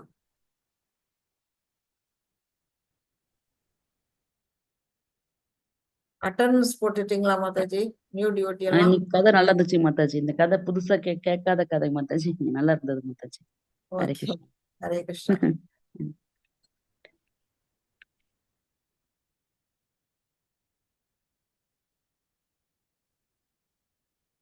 சுமதி மாதாஜி, மகேஸ்வரி மாதாஜி அட்டண்டன்ஸ் போட்டுட்டீங்களா? போட்டோம் மாதாஜி. ஓகே. லிங்க் இந்த இது போட்டுருக்காங்க. குவிஸ் லிங்க் ட்ரை பண்றீங்களா? எனக்கு தான் எரர் வருது மாதாஜி, இன்னும் எனக்கு சரியாகல அது. சரியா வரலையா? Okay. ஆமாங்க. ஆஹ் ஸ்ரீவித்யா மாதாஜி ஒரு நாள் அவங்களுக்கு கொஞ்சம் சொல்லி கொடுக்குறீங்களா? ஹரே கிருஷ்ணா மாதாஜி, சொல்லித்தரேன் மாதாஜி. நாளைக்கு கிளாஸ் சீக்கிரம் வந்துட்டு சொல்லித்தரேன் மாதாஜி. கிளாஸ் சீக்கிரம் ஜாயின் பண்ணோம்னா நான் வேணா உங்களை ஹோஸ்ட் ஆக்குறேன். நீங்க ஓகே மாதாஜி. உங்களுக்கு கொஞ்சம் சொல்லி கொடுங்க மாதாஜி. இன்னைக்கு வேற யாரும் ஒரு பிரபு ஜாயின் பண்ணாரு, அவர் வந்தாரா இன்னைக்கு? நரேஷோ என்னமோ. இப்ப இன்னைக்கு 3 டிவோட்டி 3 பேர் தான் புது டிவோட்டியா மாதாஜி? வேற யாரும் ஜாயின் பண்ணாங்களா? ஹரே கிருஷ்ணா. 5 பேர் இருந்தாங்க மாதிரி இருந்தது மாதாஜி. அன்னைக்கு ஃபர்ஸ்ட் டே எல்லாம் வரும்போது 5 பேர் இருந்தாங்க. சுமதி, பரமேஸ்வரி, நரேன். மகேஸ்வரி பேர் இன்னைக்கு இருந்தாங்க. அந்த 3 பேர் இன்னைக்கு இருந்தாங்க பார்த்தா. மகேஸ்வரி, சுமதி, இன்னொருத்தங்க யார் சொன்னீங்க? பரமேஸ்வரியா தெரியல. 3 பேருமே இன்னைக்கு நரேன். கிளாஸ்ல 2 பேரும். 5 பேர் நரேஷ் இன்னைக்கு வந்தாரா அவரு? வரல மாதாஜி இன்னைக்கு. ஓகே. இந்த 3 பேர் கண்டினியூவா இருக்காங்க இல்லையா? ஆமா மாதாஜி. ஹரே கிருஷ்ணா. ஹரே கிருஷ்ணா. ஹரே கிருஷ்ணா. நாளைக்கு சொல்லி கொடுத்துருங்க மாதாஜி. அவங்களுக்கு கொஞ்சம் எரரா இருக்குங்கிறாங்க இல்லையா? அவங்களுக்கு கொஞ்சம் சொல்லி கொடுங்க. நாளைக்கு துர்கா மாதாஜி வராங்களான்னு பார்ப்போம். வரலன்னா நீங்க சொல்லி கொடுங்க. நாளைக்கு ஞாயிற்றுக்கிழமை அவங்க வந்தாங்கன்னா அவங்களோட சொல்லி கொடுத்துருவாங்க.